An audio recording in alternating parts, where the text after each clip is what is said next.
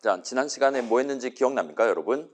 일단 지난 시간 같은 경우는 화요일은 우리가 공휴일이라서 쉬었죠. 그래서 우리 같은 경우는 지금 지난주에 금요일 아침에 올 수 있는 친구들은 오자, 생방송 듣는 걸 추천한다 해놓고 일단은 전원 출석으로 간주했었고, 금요일 날 수업 때 실제로 우리 화요일 반 친구들이 몇 명 와서 같이 수업을 진행을 했습니다. 그래서 일단 그거는 지금 지난 주말에 영상 올려놨으니까 구경해 보시면 좋을 것 같고, 그래서 선언 두 번째 시간 같은 이름으로 우리가 진행을 했어요. 우리가 유일하게 5주차의 진도를 나간 수업입니다. 아무튼 거기서 나온 게 이제 C 선언을 구성하는 세 가지 요소를 우리가 중점적으로 살펴봤어요. 그래서 일단 영어로 명칭을 소개를 했었습니다. 그래서 애매하다 싶은 친구들 있을 테니까, 그래서 예를 들면 우리가 일반적인 선언 이런 느낌으로 적을 수 있을 거란 말이에요. 그래서 요거를 요 인트 보통 형식 이름을 우리가 적고 있는 요 부분이랑, 그 다음에 새로운 이름 도입하는 부분, 그 다음에 필요하다면 는 적고 그 뒤에다가 맨 처음에 요 넘버 자리에 뭐를 담고 스타트 할 거냐를 지정하기 위한 코드를 적는 게 가능해요. 그 다음에 마지막에 세미콜론 적을 수 있습니다. 그래서 여기서 이제 왼쪽에 적는 인트라든가 등등 나중에 추가로 뭔가 또 적을 일이 있을 거예요. 여기다가 적는 거를 스페시파이어라고 불러요. 이 선언에 대한 스페시파이어라 부를 수 있고, 여기서 새로운 이름을 도입한 이 부분을 데클러레이터라고 부를 수가 있습니다. 그 다음에 는 하고 여기 지금 얼핏 보기에는 리터럴이라든가 수식 같은 걸 적을 수 있는 곳인 것 같죠. 이 부분을 이니셜라이저라고 부를 수가 있어요. 그래서 C 선언은 이렇게 머리 가슴 배 같은 느낌으로 세 부분으로 나눠서 우리가 구경을 하는 게 가능합니다. 물론 우리의 C 컴파일러도 비주얼 스튜디오 뒤에 있는 친구도 우리랑 동등한 느낌으로 세 부분으로 나눠서 이 선언을 읽게 돼요. 그래서 여러분이 원한다면 이니셜라이저는 안 적어도 무방합니다. 여기까지만 하면 넘버는 인트 값 하나를 다루기 위한 인트 변수 이름이야.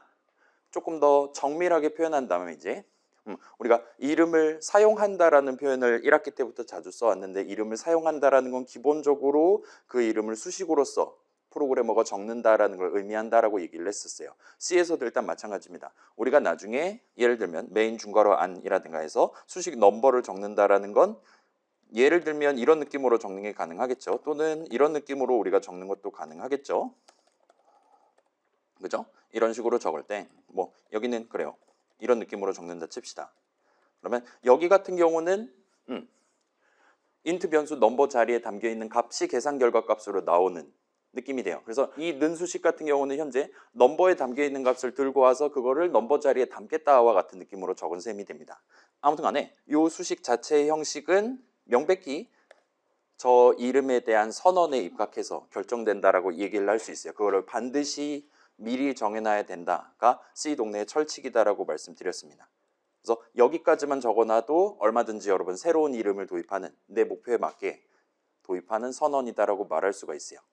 그 다음에 여러분이 원한다면 데클러레이터도 역시나 생략을 할 수 있습니다. 인트 세미콜론만 적어놔도 일단 C의 유효한 선언이다라고 말할 수 있어요. 다만 이 선언은 새로운 이름을 0개 도입하는 선언이기 때문에 현재 이 코드만 봐서는 이게 실질적인 의미를 가져가는 것 같지는 않기는 합니다. 그렇긴 하지만 아무튼 여기까지만 적어도 오류는 나지 않는다고 봐주시면 좋을 것 같아요. 그 다음에 지금 제가 선언을 아예 지워버렸는데 그 경우에는 이런 느낌으로 식별자, 우리 식별자는 영어로 아이덴티파이어고 파이썬 동네에서의 ID 값인가 뭔가 얘기할 때 튀어나왔던 건데 일단 이름이라고 생각을 하셔도 좋을 것 같습니다. 아무튼 넘버라는 이름의 형식이 뭔지를 C 컴파일러가 판단을 할 수가 없기 때문에 즉시 빨간 줄을 긋고 있다 봐주시면 좋을 것 같아요. 그래서 비주얼 스튜디오는 요 E.C 파일 내용만 봐도 이거는 나중에 절대 컴파일 못할 거야 라고 판단이 선다면 우리한테 즉시 빨간 줄을 그어줄 수 있습니다. C 동네에서는 어떤 이름 내가 사용하려고 한다면 적절한 선언을 적절한 자리에 미리 적어놓고 스타트를 하도록, 그게 상당히 중요한 동네다라고 봐주시면 좋을 것 같습니다. 아무튼 그 정도로 일단 선언의 세 가지 요소 얘기했었고, 그 다음에 선언은 기본적으로 새로운 이름을 도입하기 위해 적는 거예요. 그렇기 때문에 일단 지난주 시점까지는 이름을 선언 정도까지만 외워놓고 가자라고 적당히 퉁쳐놓고 넘어갔었습니다. 그래서 이름을 선언한다. 그 다음에 그 이름에 대한 구체적인 사용 방법을 정해놓고 스타트한다 라고 봐주시면 좋을 것 같아요. 그 다음에 C 동네에 뭐 우리가 자주 사용할 형식들에 대한 소개했었고, 그 다음에 압축 파일 하나를 조금 .c 파일 많이 들어있는 압축 파일 하나를 사이버 캠퍼스에 올려놨는데 거기는 이제 printf, scanf 등등 여러분이 파이썬으로 GUI 프로그램 하나 정도 만들어 본 이후 시점에 내 목표를 달성하기 위한 C 코드를 적을 때 도입해서 쓸만한 여러 가지 C 동네 함수들에 대한 소개를 하는 예시 코드들을 같이 올려서 그건 일단 집에서 한번 구경해 보자 하고 끝을 맺었습니다. 그렇게 해놓고 오늘은 이제 정의라는 이름으로 6주차 내용을 진행을 해보려고 하고 있어요. 그래서 여기까지 하면 이제 우리는 C 프로그래밍을 유효하게 시작할 준비가 끝났다라고 말할 수가 있을 것 같습니다. 그래서 여기까지 하면 일단 한 소끔 끓이는 셈이 되기 때문에 다음 주부터는 이제 본격적으로 어려운 게 나올 거예요. 이제까지는 쉬운 겁니까? 라고 물어본다면 이제까지는 그나마 여러분이 앞에 있는 내용을 납득한다면 아 그래 이게 중요한 동네지. 그러면 당연히 저것도 반드시 적어야 되도록 그렇게 설계해놨을 수도 있겠구나라고 고개를 끄덕거릴 만한 내용들이 튀어나왔다 보시면 됩니다. 이 뒤에 있는 내용은 이제 그게 기본적으로 들어가 있다는 걸 전제하고 좀 더 다양한 C 프로그램을 만들기 위해 어떤 추가적인 선택지를 우리가 선언을 적을 때 도입을 할 수가 있나를 살펴보시게 될 거예요. 그래서 그 정도를 일단 봐주시면 좋을 것 같고 오늘까지는 그 선언인가 뭔가에 대한 기초적인 내용을 다루는 시간이라고 봐주시면 좋을 것 같습니다. 그래서 6주차 정의고 스타트 해볼게요. 자, 그래서 이 선언에 대비되는 정의랑 관련한 얘기를 오늘 짚어놓고 가급적이면 오늘 안에 끝을 내놓고 넘어가려고 하고 있어요. 그래서 이 단어 정의 자체는 우리 파이썬 동네에서 함수 정의 DEF로 스타트했단 말이에요.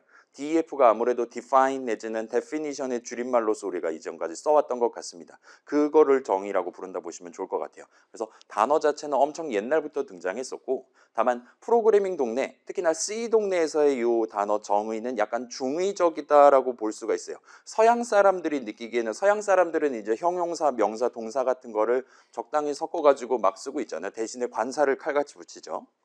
근데 동양 사람들 입장에서는 요 정이라는 단어를 저런 상황에도 쓰고 이런 상황에도 쓰네 하고 약간 당혹감을 느낄 가능성이 있습니다. 그래서 일단은 우리는 동양 한국말 수업이니까 요 정의를 약간 중의적이다라고 놔두고 그 두 가지 의미를 오늘 둘 다 살펴보려고 하고 있어요. 그래서 그 과정에서 우리가 지금 이번 학기에 중시하고 있는 새로운 시점인 컴파일 타임에 컴파일러가 수행하는 작업에 대해서 이전보다 조금만 더 자세히 구경을 해보고 넘어가려고 하고 있습니다. 그래서 오늘 새로 나오는 단어는 상수랑 정의 두 단어가 튀어나올 것 같아요. 그래서 이제 오늘은 요 비주얼 스튜디오의 디버그 기능, 우리 막 노란색 화살표 나오고 막 조사식 메모리 탭 있고 하는 그 기능을 사용하는 내용이 앞에 지금 배치가 되어 있습니다. 그래서 혹시나 맥 쓰는 친구들은 오늘은 조금 불편하긴 하지만 실습실 컴퓨터 지금 미리 켜두고 그 0번, 1번, 2번 설치 파일 중에 1번이랑 2번을 적용해 둔 채로 돌입을 해주시면 좋을 것 같아요. 앞에 일단 설명하는 슬라이드가 좀 몇 분짜리가 있으니까 그 안에 세팅은 바로 끝을 내실 수가 있을 겁니다. 아무튼 이 정도로 먼저 말씀드려두고 일단 시작을 해보도록 합시다. 우리 수업에서는 꽤나 오래전부터 우리 파이썬 수업 2주차 때 문장이 나왔고 3주차 때 수식 얘기를 했어요.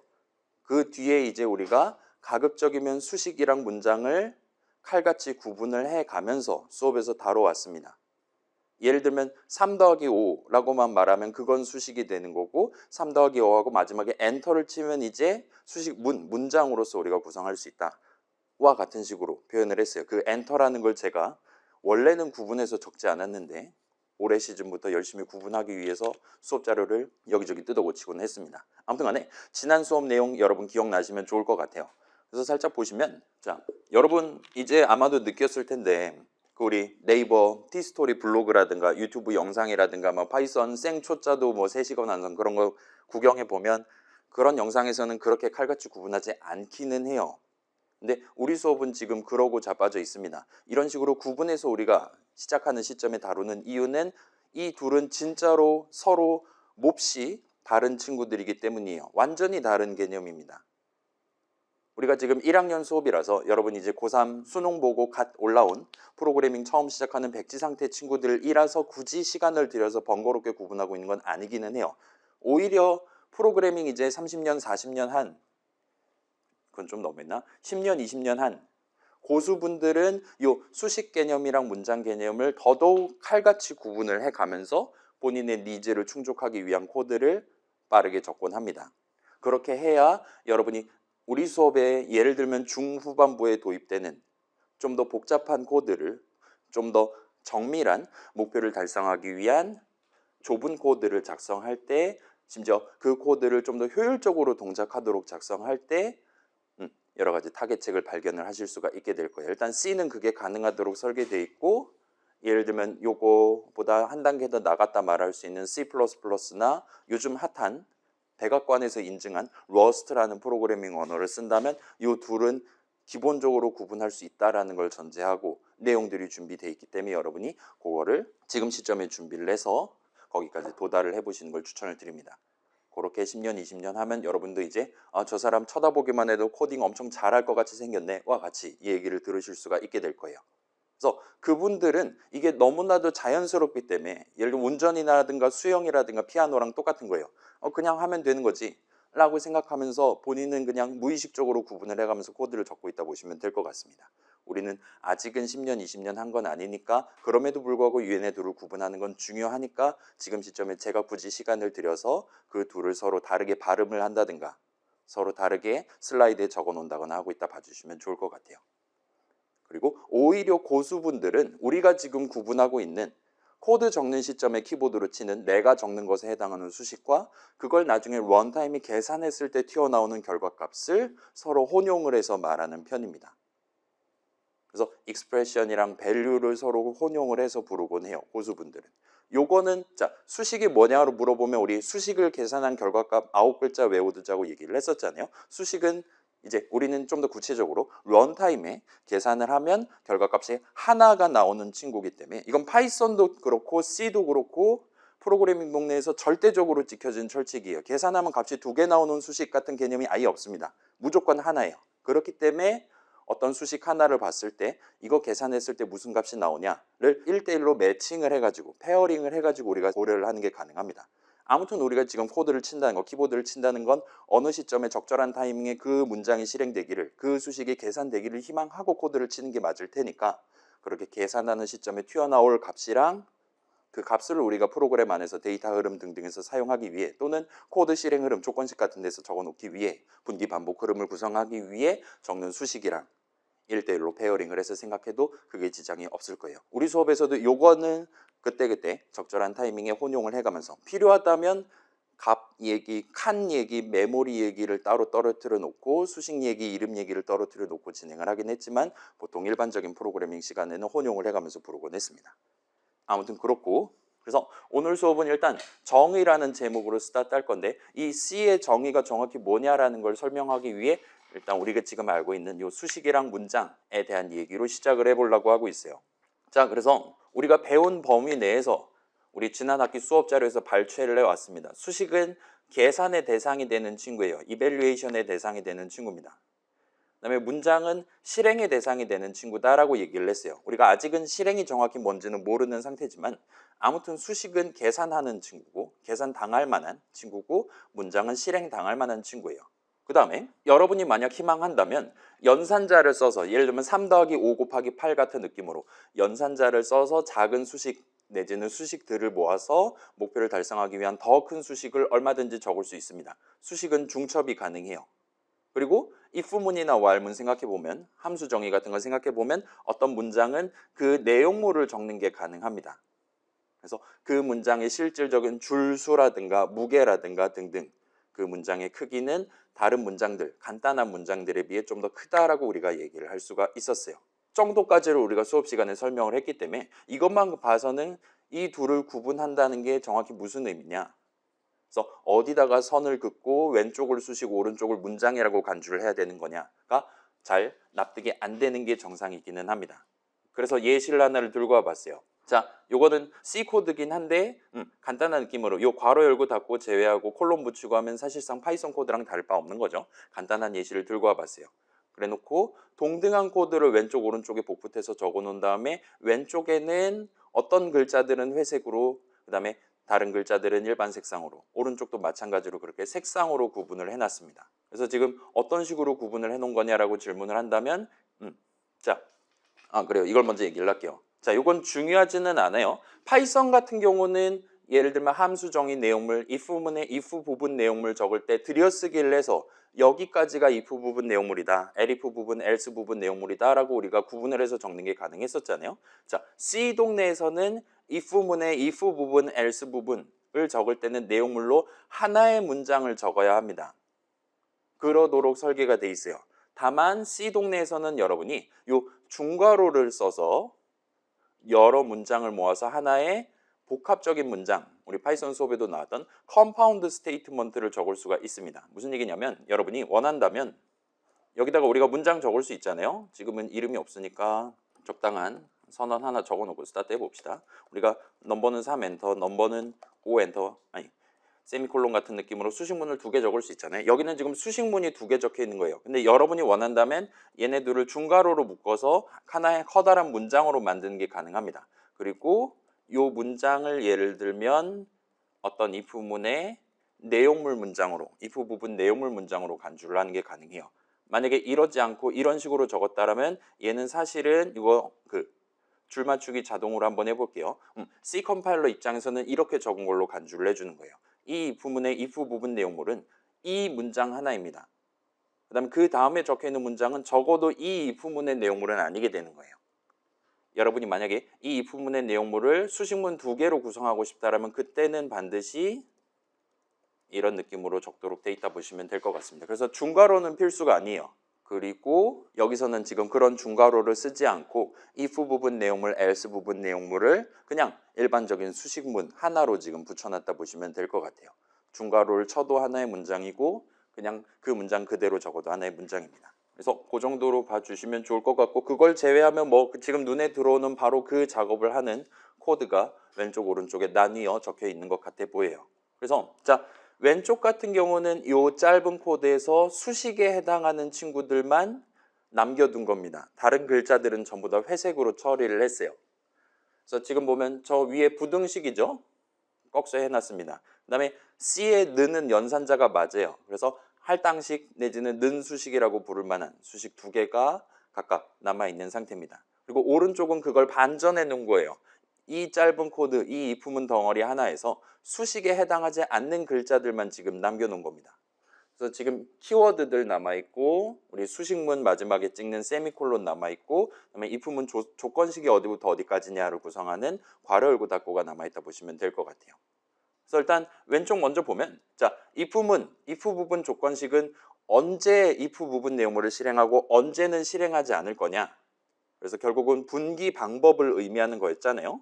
그래서 런타임에 if문의 실행을 시작하는 시점에 이 부등식을 계산한 결과값에 따라서 그게 true에 준하냐 그렇지 않냐에 따라서 다음 문장이 결정된다라고 말할 수가 있어요. 우린 지금 노란 화살표를 구경해 봤으니까 그 지금 if 부분 바로 앞에 노란 화살표가 있을 때 우리가 F10을 누르면 노란 화살표가 다음으로 이동을 하게 될 텐데, 그때 조건식을 계산해서 노란 화살표를 여기다 위치시킬지 또는 else 부분에 위치시킬지가 결정된다 보시면 됩니다. 그래서 이 조건식은 현재 코드 안에서 매우 중요한 의미를 갖고 있는 수식이에요. 노란 화살표의 진행 방향을 결정합니다. 그게 분기 개념의 본질이고요.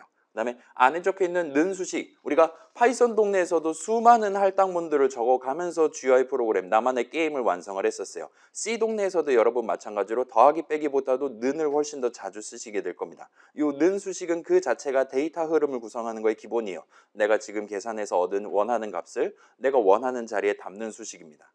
그래서 런타임에 노란 화살표가 이 자리에 오고 그때 F10을 누르면 이 각각의 둘 중 하나의 는 수식이 계산될 거예요. 그래서 지금 위에 있는 수식 같은 경우는 단항 마이너스 연산자를 붙인 거죠. 따라서 넘버가 음수라면 그 부호를 바꿔서 넘버 자리에 다시 담겠다는 뜻이에요. 아래에 있는 건 단항 더하기 연산자입니다. 부호를 바꾸지 않고 다시 담겠다는 거예요. 그래서 결과적으로 이 수식만 봐도 이 코드는 아마도 지금 넘버에 대한 절대값을 넘버 자리에 다시 담기 위한 분기 흐름을 구성해 놓은 그런 코드 덩어리구나라고 여러분 얼마든지 유출을 할 수 있을 겁니다. 그래서 일단 이 코드만 봐서는 수식이 사실상 메인 컨텐츠에 해당하는 내용이다라 말할 수가 있을 것 같아요. 데이터 흐름이 눈에 잘 보이고 분기 흐름이 눈에 잘 보입니다. 우리가 지금 하려고 하는 목표가 정확히 뭐냐가 눈에 잘 보입니다. 그럼 이제 질문을 해볼 수 있을 거예요. 자, 얘네들은 그럼 왜 우리가 적고 앉았냐라는 질문을 할 수 있을 거예요. 그냥 껍데기만 있는 겁니다. 지금 얘네를 회색으로 해놔서 그나마 어렴풋이 눈에 보이는 거지. 얘네 아예 하얀색으로 바꿔놨으면 이게 지금 뭐 하는 코드인지조차 눈에 들어오지 않을 거란 말이에요. 디테일이 다 사라진 거니까요. 자, 얘네들은 과연 뭘 의미하는 거냐? 우리가 저걸 적어놓음으로써 내 프로그램에 어떤 영향을, 실행 흐름 내지는 데이터 흐름에 어떤 영향을 주는 거냐를 여러분이 생각을 해보실 수 있을 겁니다. 얘네들을 왜 적는 걸까요?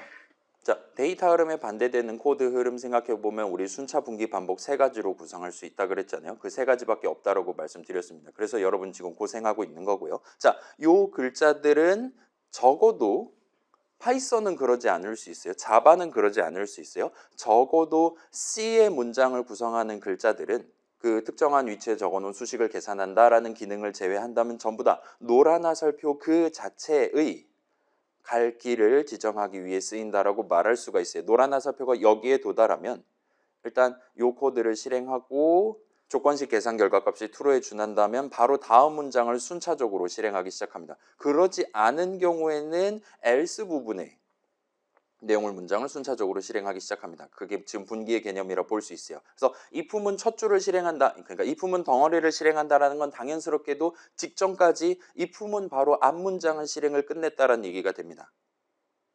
그리고 노란 화살표 놓은 요 IAF라고 적혀 있는 곳에 도달을 하게 돼요.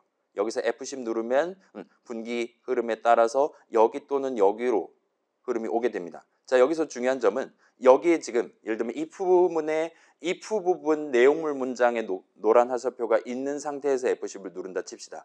여기는 그 코드상에 그 바로 아랫줄에 적혀 있는 문장을 실행하는 게 절대 아니에요.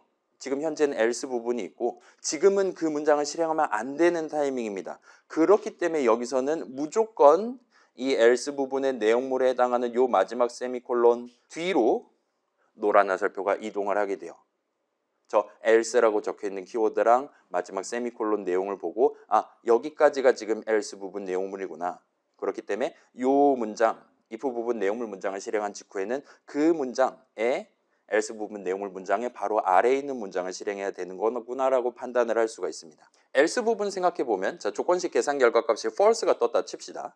넘버가 0 또는 양수예요. 그렇다면 F10 눌렀을 때 else 부분 내용물 실행하고 여기서는 자연스럽게 그냥 노멀한 순차 같은 느낌으로 그 else 부분 내용물 문장의 바로 다음 문장을 실행하게 될 거예요. 그다음에 그 다음 문장 실행하고 그 다음 문장 실행하고 등등을 이어서 진행을 하게 될 겁니다.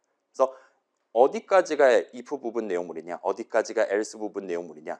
그래서 결과적으로 분기 흐름을 어디랑 어디 두 가지 선택지를 가져갈 수 있냐. 내지는 여기서 순차 흐름을 가져간다면 다음 문장은 뭐가 되는 거냐가 수식이 아닌 다른 글자들에 의해서 결정된다라고 여러분 봐주시면 될 것 같아요. 괜찮아요? 다시 말씀드릴게요. 문장은 실행되는 거였어요. 그렇기 때문에 코드, 데이터 영역과 코드 영역으로 나눈다면 코드 영역의 가장 한가운데는 문장이 들어가 있는 게 맞습니다.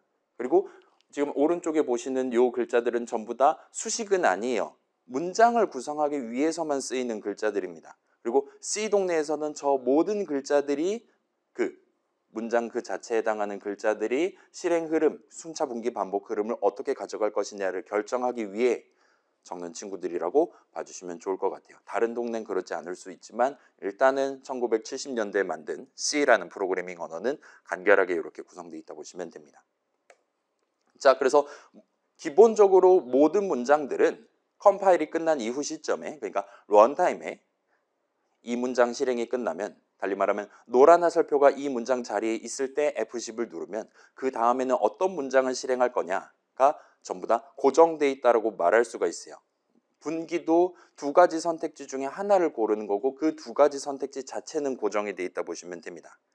그리고 정확히 다음 문장이 어디냐에 대한 정보는 우리가 지금 이 수식문을 중시해서 본다고 치면, 자, 우리는 문장 하나하나를 적는 거잖아요. 그럼에도 불구하고 이 문장 내용만 봐서는, 다른 곳을 쳐다보지 않고 이 문장 내용만 봐서는 여기다가 노란 화살표 갖다 대고 F10 눌렀을 때 다음 문장이 뭐가 될 거냐를 파악하는 건 불가능해요.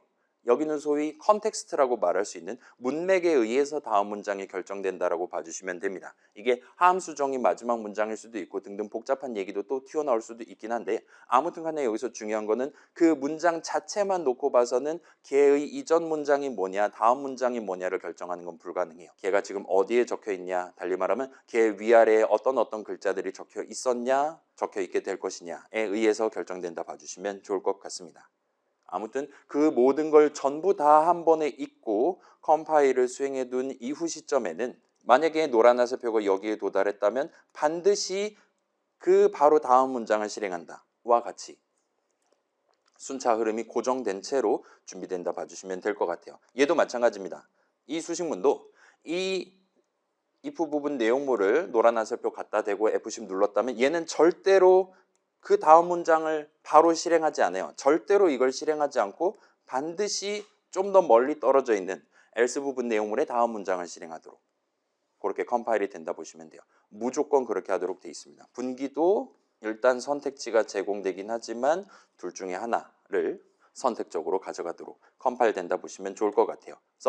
그래서 요 if문의 if 부분이 그 다음 문장을 런타임에 결정할 수 있는 가능성을 우리가 부여하는 친구라고 봐주시면 될 것 같아요. 그리고 요게 바로 프로그래밍의 분기 개념의 실체라고 얘기를 할 수가 있습니다. 그래서 여전히 if문 그 자체의 다음 문장은 고정돼 있어요. if 부분 내용을 실행하든 else 부분 내용을 실행하든 그 다음에 실행할 문장은 if문 덩어리의 다음 문장입니다. 그렇긴 하지만 if문 자체의 내용물 문장들, 지금 두 가지 덩어리가 준비되어 있는 거잖아요. 걔네들에 대한 실행 흐름은 유동적이다라고 말할 수가 있어요. 런타임에 실행될 수도 있고 되지 않을 수도 있도록 세트된 채로 컴파일 된다 보시면 될 것 같습니다. 반복도 비슷한 느낌이죠. 반복도 while문을 적었다 칩시다. 우리는 좀 천천히 나가도 될 것 같으니까 while문 이런 식으로 적었다 칩시다. 그러면 while문의 첫 줄 같은 경우는 명백히 분기 흐름이 들어가 있어요. 조건식 계산한 다음에 그 다음 문장을 얘로 잡을 거냐 아니면 while문의 다음 문장을 return문으로 잡을 거냐 이 두 가지 선택지를 while문 첫 줄 부분에 대해서 준비해놨다 보시면 됩니다. 분기 흐름이죠. 그 다음에 만약에 while문 내용을 실행하면 이 수식문 먼저 실행하고 그 다음에 이 수식문을 실행하게 됩니다. 여기까지는 순차예요. 그 다음에 이 수식문의 다음 문장, 이 수식문을 실행한 이후 시점에 뭐를 실행해야 되냐는 기본적으로 while문의 첫 줄을 실행한 대로 무조건 고정되어 있다고 보시면 될 것 같아요. 그래서 여기도 사실은 순차 개념이 들어가 있고 다만 방향이 반대이기 때문에 우리는 이 모든 걸 통틀어서 반복이다라고 얘기를 하고 있다 보시면 될 것 같습니다. 아무튼 지금은 분기에 대해서만 얘기하고 있지만 여러분이 이전에 봤었던 while문에 대해서도 얼마든지 동등한 느낌으로 이 문장을 만약에 실행한다면 그 다음 문장은 뭐가 될 거냐가 항상 고정되어 있다는 걸 느껴보실 수가 있을 거예요. 그 다음 문장이 정확히 뭐냐를 결정하는 게 이 커다란 if문의 수식이 아닌 다른 부분 글자들에 의해 결정되고 있다고 보시면 될 것 같습니다. 그래서 자 다시 왼쪽 부분만 놓고 볼게요. 저 조건식만 놓고 봐서는 눈을 저기다만 갖다 대서 구경할 때는 이 조건식, 이 수식의 계산 결과값이 0일 때, false에 준할 때의 다음 문장을 절대로 가늠을 할 수가 없어요. 그 주변까지 살펴봐야 됩니다. 달리 말하면 문장 스케일까지 구경을 해봐야 돼요. 우리가 이 분기 흐름, 실행 흐름을 목격을 하기 위해서는요. 그래서 조건식, 수식은 여전히 디테일에 불과합니다. 실행 흐름을 구성하는 분기 동작 자체는 여전히 우리가 직접 적어놓은 문장에 의해 문장을 어떻게 적어놓냐 수식을 제외한 다른 글자들을 어디에 배치해 놓냐에 따라서 구성된다라고 얘기를 할 수가 있습니다. 자, 뭔가 지금 알 것 같기도 하고 여전히 뭔 소린지 모르겠네 저 사람 항상 이런 식으로 얘기하지와 같이 느낀다면 정상이에요. 살짝 감이 오는 것 같으니까 비주얼 스튜디오를 켜고 간단한 실습을 한번 해봅시다. 요 정도 내용들이 추가로 등장할 예정이에요. 노란 화살표의 실체가 뭐냐에 대한 힌트가 살짝 나옵니다. 그 다음에 코드도 역시나 숫자로서 메모리 위에 올라가 있고 그 숫자를 CPU가 읽어서 실제 동작을 수행한다는 걸 목격을 할 거예요. 그 다음에 오늘 어쩌면 가장 어려운 부분이라고도 할 수 있는 상수 개념에 대해서 소개를 할 겁니다. 그래서 매우 유익한 복습이 될 것 같으니까 같이 진행해 보시는 걸 권장드리겠습니다. 그 다음에 맥 쓰는 친구들이나 윈도우 노트북인데 아직 설치 덜 됐다 하는 친구들은 실습실 컴퓨터를 사용을 해주시면 좋겠어요. 그래서 자 적당한 프로젝트 뭐 템프 그런 식으로 이름 붙여갖고 준비해 놓은 거 있죠. 거기다가 만약에 없다면 main.c 추가해 주시고 이 내용을 한번 복붙해 봅시다. 요거는 지금 처음 하는 거니까 소개를 해드릴게요. 여러분이 이제 지난 수업에서 main.c를 지워버렸었잖아요. 예시 코드를 집어넣기 위해. 그래서 이 친구를 지워버렸다. 그 다음에 이 프로젝트에 새로운 .c 파일을 추가하고 싶다 하면 단축키를 하나를 소개해 드릴게요. 이건 다른 동네에서도 자주 쓰이는 단축키입니다. 그래서 일단 솔루션 탐색기 열어주시고 그 다음에 적당한 프로젝트 하나 열어두시고 소스 파일 지금 비어있는 상태에서 이 소스 파일 폴더 부분을 클릭을 하고 그 다음에 단축키로 컨트롤 쉬프트 A를 눌러주세요. 왼손으로 깔끔하게 누를 수 있을 겁니다. 컨트롤 쉬프트 A를 누르시면 바로 새 항목 추가라는 창이 뜰 거예요. 여기서의 A는 아마도 add의 줄임말 정도로 봐주시면 좋을 것 같아요. 컨트롤 쉬프트 A 하면 아예 새로운 .c 파일 하나를 여기다 추가하려는 게 가능합니다. 비주얼 스튜디오가 과잉 친절을 베풀어서 우리한테 .cpp라고 얘기하는데 쿨하게 무시하시고 새로운 파일 이름 한 다음에 .c에서 적고 엔터를 치시면 돼요. 그러면 main.c가 열릴 것이고 솔루션 탐색기에도 main.c가 새로 생겨 있는 걸 볼 수 있습니다. 그래서 컨트롤 쉬프트 A를 하면 새로운 파일을 내 프로젝트에 추가하는 거예요. 그 다음에 여러분이 혹시나 희망한다면 Alt 쉬프트 A를 누르면 기존에 존재하는 .c 파일을 이 프로젝트에 탑재를 하는 게 가능합니다. 근데 일단 우리 수업에서는 그렇게 하기보다는 그냥 드래그 앤 드랍으로 그때그때 추가해가지고 진행하시는 걸 추천드릴게요. Alt 쉬프트 A는 조금 쓰기 번거롭습니다. 아무튼 이렇게 .c 파일 없다면 새로 만들어 주시고 그다음에 이 내용을 복붙을 해주세요. 여러분 다 .pdf 파일 다운로드해서 지금 복붙하고 있겠죠?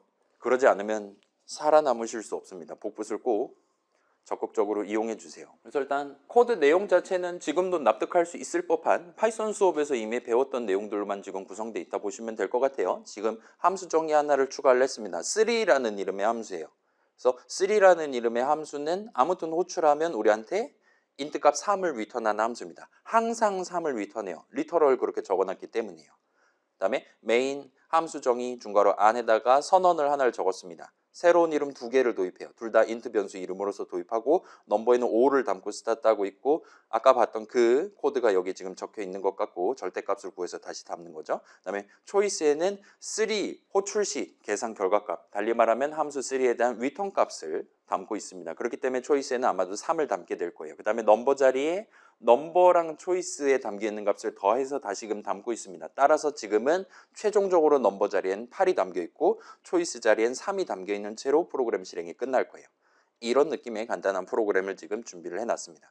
자, 복붙이 끝났다면 요거는 선택사항이긴 한데 살짝 편의를 위해서 우리가 지금 64비트 컴퓨터 요즘 다 쓰고 있다 보니까 비주얼 스튜디오가 x64 버전으로 컴파일 할게 라고 우리한테 지금 세팅을 해줬는데 지금 요 실습에서만 살짝 이거를 옛날 버전 x86 버전으로 만들어줘 라고 변경을 해두도록 합시다. 그래서 변경하는 방법은 그 비주얼 스튜디오 왼쪽 위에 보시면 디버그라고 적혀 있고 그 옆에 x64라고 되어 있는 거 눌러서 리스트에 아마도 아마 100% 보일 거예요. x86을 골라주시면 돼요. 그래서 이렇게 해두면 이제 당분간은 우리 프로그램을 64비트 컴퓨터용 내지는 64비트 윈도우스용 프로그램이 아닌 32비트용으로 빌드해 줄 거예요. 컴파일해 줄 겁니다. 그게 도대체 무슨 차이지? 라고 생각이 든다면 정상이긴 한데 일단 32비트 버전이 좀 더 근본에 가깝고 단출한 친구라고 봐주시면 좋겠어요. 저도 해볼게요.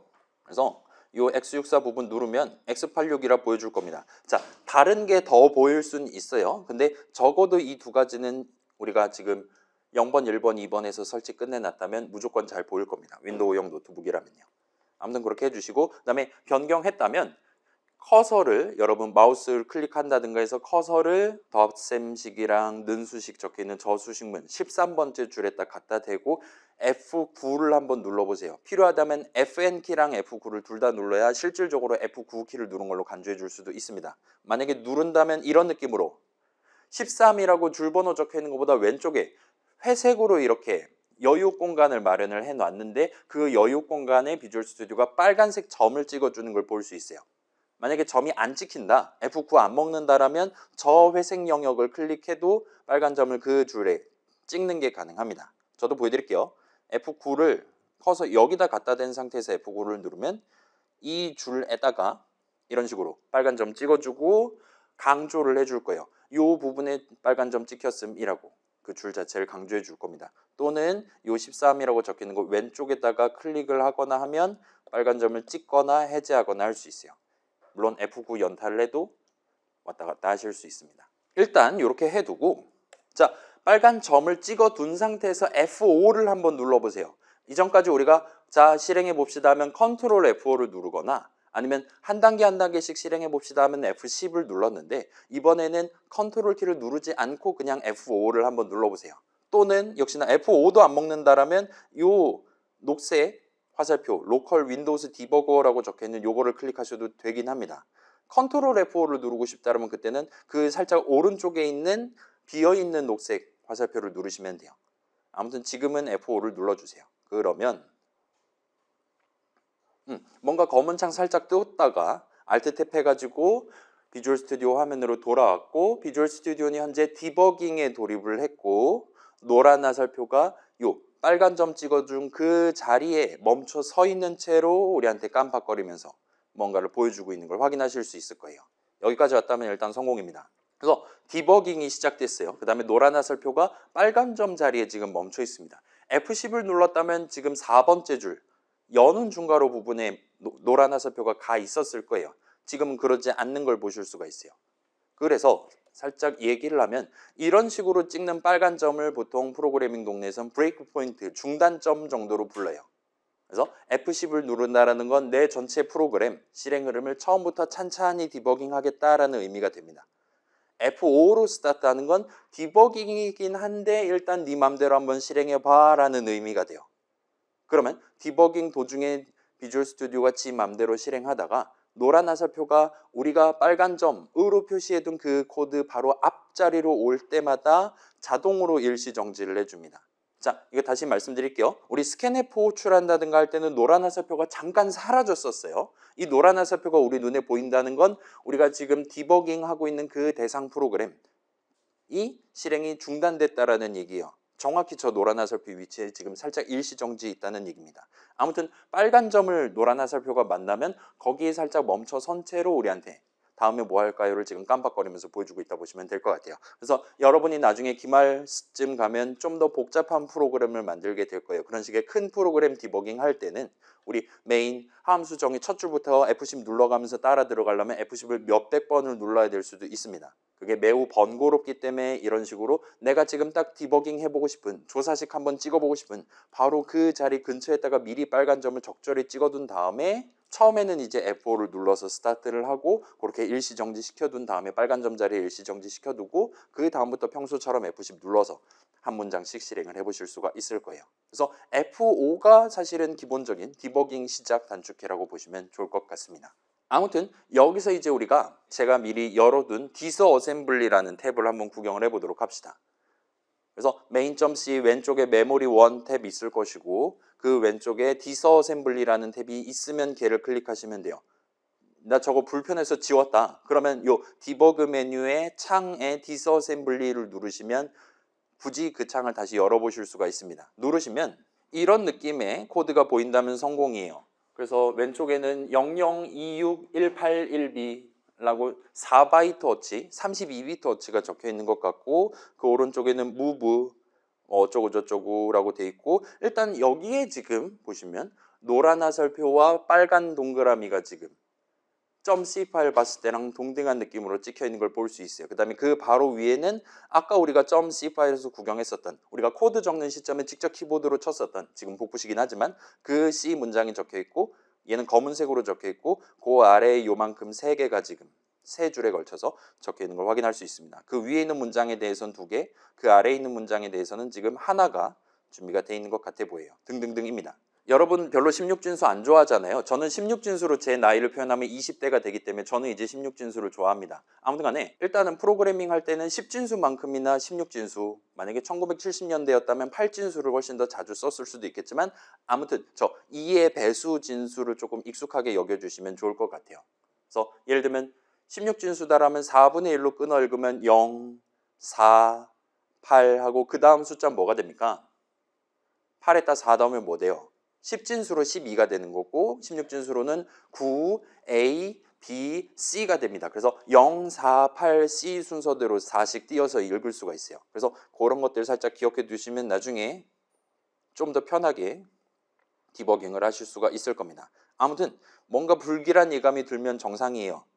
우리가 이전에 본 적 없는 지금 C 수업도 지금 정신 사나워서 죽겠는데 이상한 영어 단어들, 이상한 16진수 숫자들이 튀어나오면 성공입니다. 자, 일단은 지금 보시는 왼쪽에 보시는 저 익숙한 4바이트짜리 친구들은 전부 다 위치값이 맞아요. 지금 실행 중인 프로그램 메모리 위 정확히 저 자리에는 요 영어로 적혀 있는 내용들에 대한 숫자 표현을 볼 수 있습니다. 메모리 어딘가에는 move 어쩌고 저쩌고에 해당하는 숫자 표현이 적혀 있는 거예요. 그 다음에 여러분이 원하신다면 그거를 디스어셈블리 창에서도 구경을 하는 게 가능합니다. 그래서 요건 한번 직접 같이 한번 해보도록 합시다. 디스어셈블리 창 아무데나 적당히 우클릭하시면 코드 바이트 표시라는 옵션이 있는 걸 보실 수가 있어요. 얘를 누르시면 이런 식으로 8B45F8이라고 16진수 숫자를 우리한테 보여주는 걸 확인하실 수가 있을 거예요. 이건 저만 해볼게요. 그래서 실제로 왼쪽에 있는 요 지금 위치값이라고 얘기했던 애를 메모리 탭에서 복붙을 해서 16진수니까 0x 붙여서 복붙을 해서 보면 진짜로 메모리 그 자리에는 8B45F8이 적혀 있는 걸 확인하실 수가 있습니다. 잘은 모르겠지만 지금 디스어셈블리 창으로 보는 것도 결국은 메모리 위를 탐색하는 거예요. 메모리 위에 어느 자리에 무슨 숫자가 적혀 있나 탐색하는 거예요. 그 다음에 이제까지 이 친구는 얘기하기를 저 메모리 저 자리에 무분가 뭔가 하는 게 지금 그런 의미를 갖는 숫자들이 적혀 있습니다 라고 우리한테 얘기하고 있어요. 그 다음에 중요한 게 노란 화살표는 바로 이 자리에 멈춰 서 있고 빨간 점도 정확히 저 자리에 찍혀 있다라고 우리한테 설명을 하고 있습니다. 그래서 이런 느낌으로 튀어나오면 정상이에요. 자, 일단 내가 적은 C 문장들 지금 적당히 간격을 두고 검은색으로 디스어셈블리 창에 적혀 있잖아요. 그 내가 적은 C 문장 바로 아래에 적혀 있는 이 숫자들, 지금 저 수식문 기준으로는 3줄에 걸쳐서 9바이트에 걸쳐서 적혀 있어요. 이 숫자들이 컴파일 타임에 C 컴파일러가 실제로 이 문장을 읽고 정리해서 적어둔 숫자들이에요. 그래서 진짜로 .exe 파일에도 이 9바이트만큼이 담겨 있는 채로 C 드라이브에 저장돼 있었습니다. 그 다음에 걔를 더블 클릭하던가 해서 실행을 한다면 이 9바이트를 실제로 메모리 위에 올려놓고 전반적인 내용물 실행을 시작한다 봐주시면 좋을 것 같아요. 괜찮습니까? 우리 파이썬 수업에서 그런 얘기 한 적이 있어요. 이거 옆반은 이따가 오후 파이썬 수업에서 오늘 나올 예정인데 컴퓨터는 모든 걸 숫자로 다룬다 그랬잖아요. 예를 들면 소리, 그 다음에 이미지, 그림, 그 다음에 동영상 전부 다 숫자로 다루는 친구라 그랬잖아요.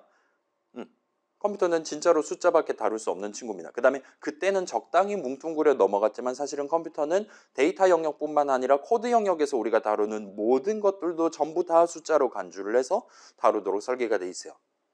그래서 컴파일 결과도 결국은 숫자고 컴파일 도중에 각각의 문장에 대해서 정리해둔 내용도 역시나 숫자라고 봐주시면 되고 그 숫자가 정확히 뭐냐를 요 디스어셈블리 탭에서 구경할 수 있다 봐주시면 좋을 것 같아요. 자, 우리 수업은 지금 컴파일 타임에 그러니까 이전에 봤었던 코드 적는 시점이나 우리가 어느 정도 얄팍하게 알고 있는 런타임 시점이라든가를 제외한 그 사이에 해당하는 컴파일 타임에 C 컴파일러가 구체적으로 무슨 작업을 하냐를 중점적으로 살펴보는 수업이라 그랬잖아요. 그 친구가 실질적으로 수행하는 그러니까 코드 파트에 대해서 실행의 대상의 문장에 대해서 실질적으로 수행하는 작업의 결과를 여기서 확인할 수 있다 보시면 됩니다. 아무튼 이런 내용이 적혀 있고 원래 적혀 있었던 영어 표현들은 이 숫자를 지금 8B45F8 하고 있는데 저는 이 숫자만 봐도 무슨 의미인지 알거든요. 근데 여러분 같은 경우는 이거를 모르는 게 정상입니다. 알 필요가 없어요. 대신에 이 옆에 있는 암호 같은 글자들 정도만 눈에 익어두시면 됩니다. 쟤네 글자들은 컴파일러가 지금 만들어둔 저 3바이트를 사람이 좀 더 편하게 해석할 수 있는, 읽을 수 있는, 납득할 수 있는 형태로 적어놓은 것, 소위 말하는 어셈블리 코드에 해당하는 친구라고 봐주시면 좋을 것 같아요. 자, 맥 동네에서의 어셈블리 코드랑 윈도우 동네에서의 어셈블리 코드는 좀 생김새가 다르긴 합니다. 그렇기는 한데 일단은 비슷하게 납득을 하실 수가 있을 거예요. 그리고 방금 봤듯이 지금은 런타임이란 말이에요. 우리의 프로그램은 실행 도중입니다. 그리고 여기 보이는 숫자들은 진짜로 메모리 저 위치에 저 주소 자리에 예쁘게 담겨있는 값들이라고 말할 수가 있어요. 자, 그래서 잠깐 시간을 내서 지금 우리 메인 함수 정의 안에 적어둔 문장들 여러분 요 디스어셈블리 창 스크롤 하시면 메인 여는 중괄호를 맛볼 수 있을 것이고 그 아래부터 차근차근 해서 예를 들면 지금 여는 중괄호에 해당하는 명령어가 어셈블리 코드가 엄청 길게 지금 준비되어 있어요.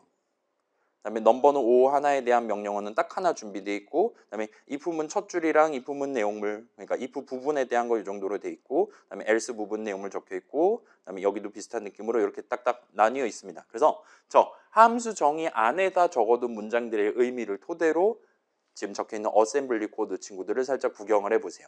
그래서 대충 지금 는수식 여기저기에 적혀 있는데 그런 식으로 비슷하게 생긴 문장 내지는 비슷하게 생긴 수식들은 어셈블리 코드 관점에서도 컴파일 결과 관점에서도 비슷한 숫자로 마련되어 있는 걸 보실 수가 있을 겁니다. 그 다음에 몇몇 고유 명사급 단어들 예를 들면 call이라든가 얘는 일반 명사죠. add라든가 이거 다 중학교 영어잖아요. mov는 아마 move의 줄임말일 것 같아요. 걔네 제외하고 예를 들면 jump, JMP라든가 NEG라든가 JG라든가 이게 뭔 소리인지 모르겠습니다. 라든가 오른쪽 보시면 뭐 D워드, PTR, 초이스는 우리가 정한 이름인 것 같고요. 등등 몇몇 고유명사급 단어들을 빼면 그럭저럭 읽을 만한 영어 단어들로 구성되어 있으니까 대충 중학교 영어 실력을 살리면 해석을 하는 게 어느 정도는 가능할 겁니다. 종종 보이는 D워드, PTR 넘버라고 적혀 있는 거는 변수 넘버에 대한 위치값 정도로 생각하시면 매우 정확하게 해석을 한 셈이에요. 그래서 넘버 자리에 뭔가를 담는다와 같은 식의 move 명령어에는 D워드 PTR 넘버라고 적혀 있을 겁니다. 만약에 초이스 자리에 담는 거다라면 초이스가 대신 적혀 있을 거예요. 그래서 여러분 살짝 해보시고 한 10분 정도 있다가 저랑 같이 천천히 한번 리뷰를 해보도록 합시다.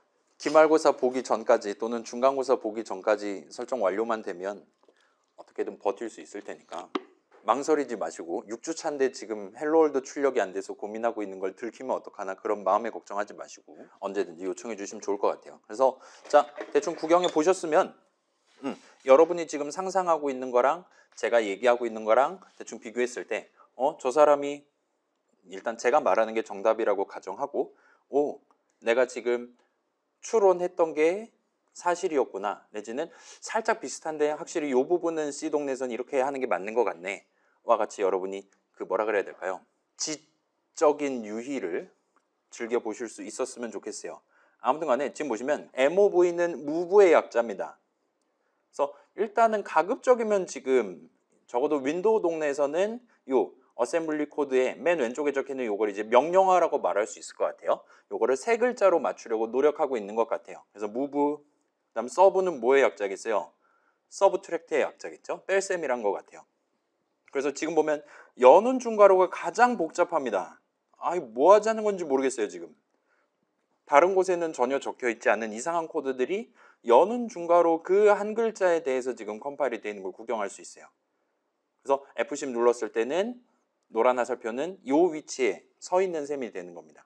F10을 눌러서 프로그램이 시작할 때는요. 그래서 이 프로그램을 시작한다. 메인 여는 중괄호 내용물을 실행한다로 스타트하는 건데 그 부분에서 준비하는 게 현재로선 가장 많아 보입니다. 반대로 그 아래는 지금 선언이 적혀 있단 말이에요. 여기선 새로운 이름을 2개나 도입하고 있습니다. 근데 그럼에도 불구하고 이 선언 한 줄에 대해서는 그 어떤 명령어도 컴파일이 되지 않은 걸 볼 수 있어요. 그 말은 런타임의 이 선언 자체에 대해서는 그 어떤 작업도 수행할 필요가 없다라는 의미가 돼요. 자, 일반적으로 우리 컴파일 결과에서 수행하는 작업은 이런 식으로 데이터 흐름을 발생시키는 겁니다. move 말 그대로 옮기는 거예요. 뭐를 얻다가 담는다는 뜻이에요. 는 수식과 비슷한 느낌이죠. 그래서 살짝 그 아래만 봐도 지금 이 는 수식은 단 하나의 명령어로 구성되어 있어요. move 명령어로 되어 있습니다. 그 다음에 어셈블리 코드만 봐선 얘는 얼마든지 납득할 수 있어요. 5를 넘버 자리에 담겠다라는 뜻이에요. 그 다음에 얘는 지금 7바이트짜리로 되어 있고 잘은 모르겠지만 05000000이 여기 들어있는 것 같습니다. 그래서 결과적으로 진짜로 리터럴이라고 우리가 부를 수 있을 법한 그런 숫자 5를 즉석에서 넘버 자리에 담는 어셈블리 코드라고 얘기할 수 있을 거예요. 아마 이 부분이 이거는 무브야 랑 넘버 자리에 담아야 돼와 같은 그런 정보들을 담고 있는 것 같습니다. 그래서 이런 간단한 수식 뭐 명령어 한 줄로 표현이 됩니다. 7바이트짜리로 표현돼요.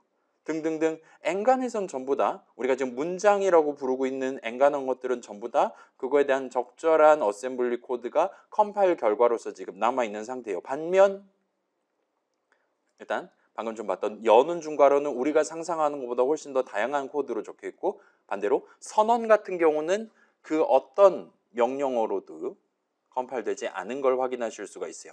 얘 자체에 대해서 지금 수행해야 될 move라든가 add라든가 단 하나도 없다는 뜻입니다. 물론 이제 여기다 이니셜라이저를 붙인다면 이제 얘기가 달라질 텐데, 지금은 이니셜라이저를 붙이지 않고 순수하게 새로운 이름을 도입하는 용도로만 선언을 적어놔서 그렇다 보시면 좋을 것 같아요. 일단 그렇고, 넘버는 5, 방금 전에 얘기했듯이 숫자 값 5를 4바이트 값 5를 넘버 자리에 담겠다라는 그 의미가 어셈블리 코드에서 관찰되고, 그다음에 실제 명령어에도 우리 그 컴퓨터는 윈도우 기준으로 컴퓨터는 숫자 다루는 그 순서가 바이트 순서가 우리랑 반대라는 거 구경했었죠. 03000000 구경한 적 있잖아요. 여기도 지금 그런 느낌으로 05000000이 명령어에 내장되어 있는 걸, 박혀 있는 걸 보실 수가 있어요. 그래서 넘버 자리에 담는 겁니다. 그다음에 이 부분은 이거는 저만 할게요. 이걸 만약에 여러분이 디스어셈블리 창을 보기가 불편하다. 예를 들면 if 부분 첫 줄이랑 else 부분 첫 줄, 그 다음에 if 부분의 내용물 문장이랑 else 부분 내용물 문장을 서로 구분해서 보고 싶다라면 .c 파일에서 내가 엔터키를 쳐서 구분해 놓고 F5를 누르면 그걸 감안해서 디스어셈블리 창에서도 이렇게 구분해서 우리한테 보여주도록 설계되어 있습니다. 가급적이면 우리가 .c 파일에 맞춰놓은 줄수를 준수해서 저 명령어들, 지금 사실 저 명령어들은 메모리 위에 다 일렬로 나열되어 있는 거란 말이에요. 지금 보시면 저만 보여드릴게요. 이거 1B잖아요. 그 다음에 3바이트입니다. 그러면 얘가 1B 자리, 1C 자리, 1D 자리에 요게 적혀 있는 거고, D 다음이 2죠. E 자리에 얘가 적혀 있는 거예요. 그렇기 때문에 요 줄에 대한 위치 값은 2로 스타트하는 겁니다. 그래서 E, F 0번째 자리고, 그 다음에 1번째 자리, 2번째, 3번째 자리 이렇게 돼 있는 거예요. 그래서 얘네들은 전부 다 일렬로, 좀 더 적나라하게 얘기하면 전부 다 순차적으로 적혀 있어요. 메모리 위에. 그 부분들 중에 어떤 부분들은 요만큼을 끊어 읽으면 돼요. 이 부분은 이만큼만 끊어 읽으면 돼요와 같이 우리한테 나열해서 보여주는 겁니다. 그래서 여러분이 .c 파일에다 한 줄에 꽤 많은 걸 적어 놓으면 어셈블리 코드도 그걸 뭉텅이로 우리한테 나눠서 보여주는 거고, 방금 전처럼 엔터키를 쳐서 굳이 구분을 했다면 디스어셈블리 화면에서도, 자 이거 지금 명령어 자체는 여러분이 눈으로 보는 거랑 완전히 똑같을 거예요.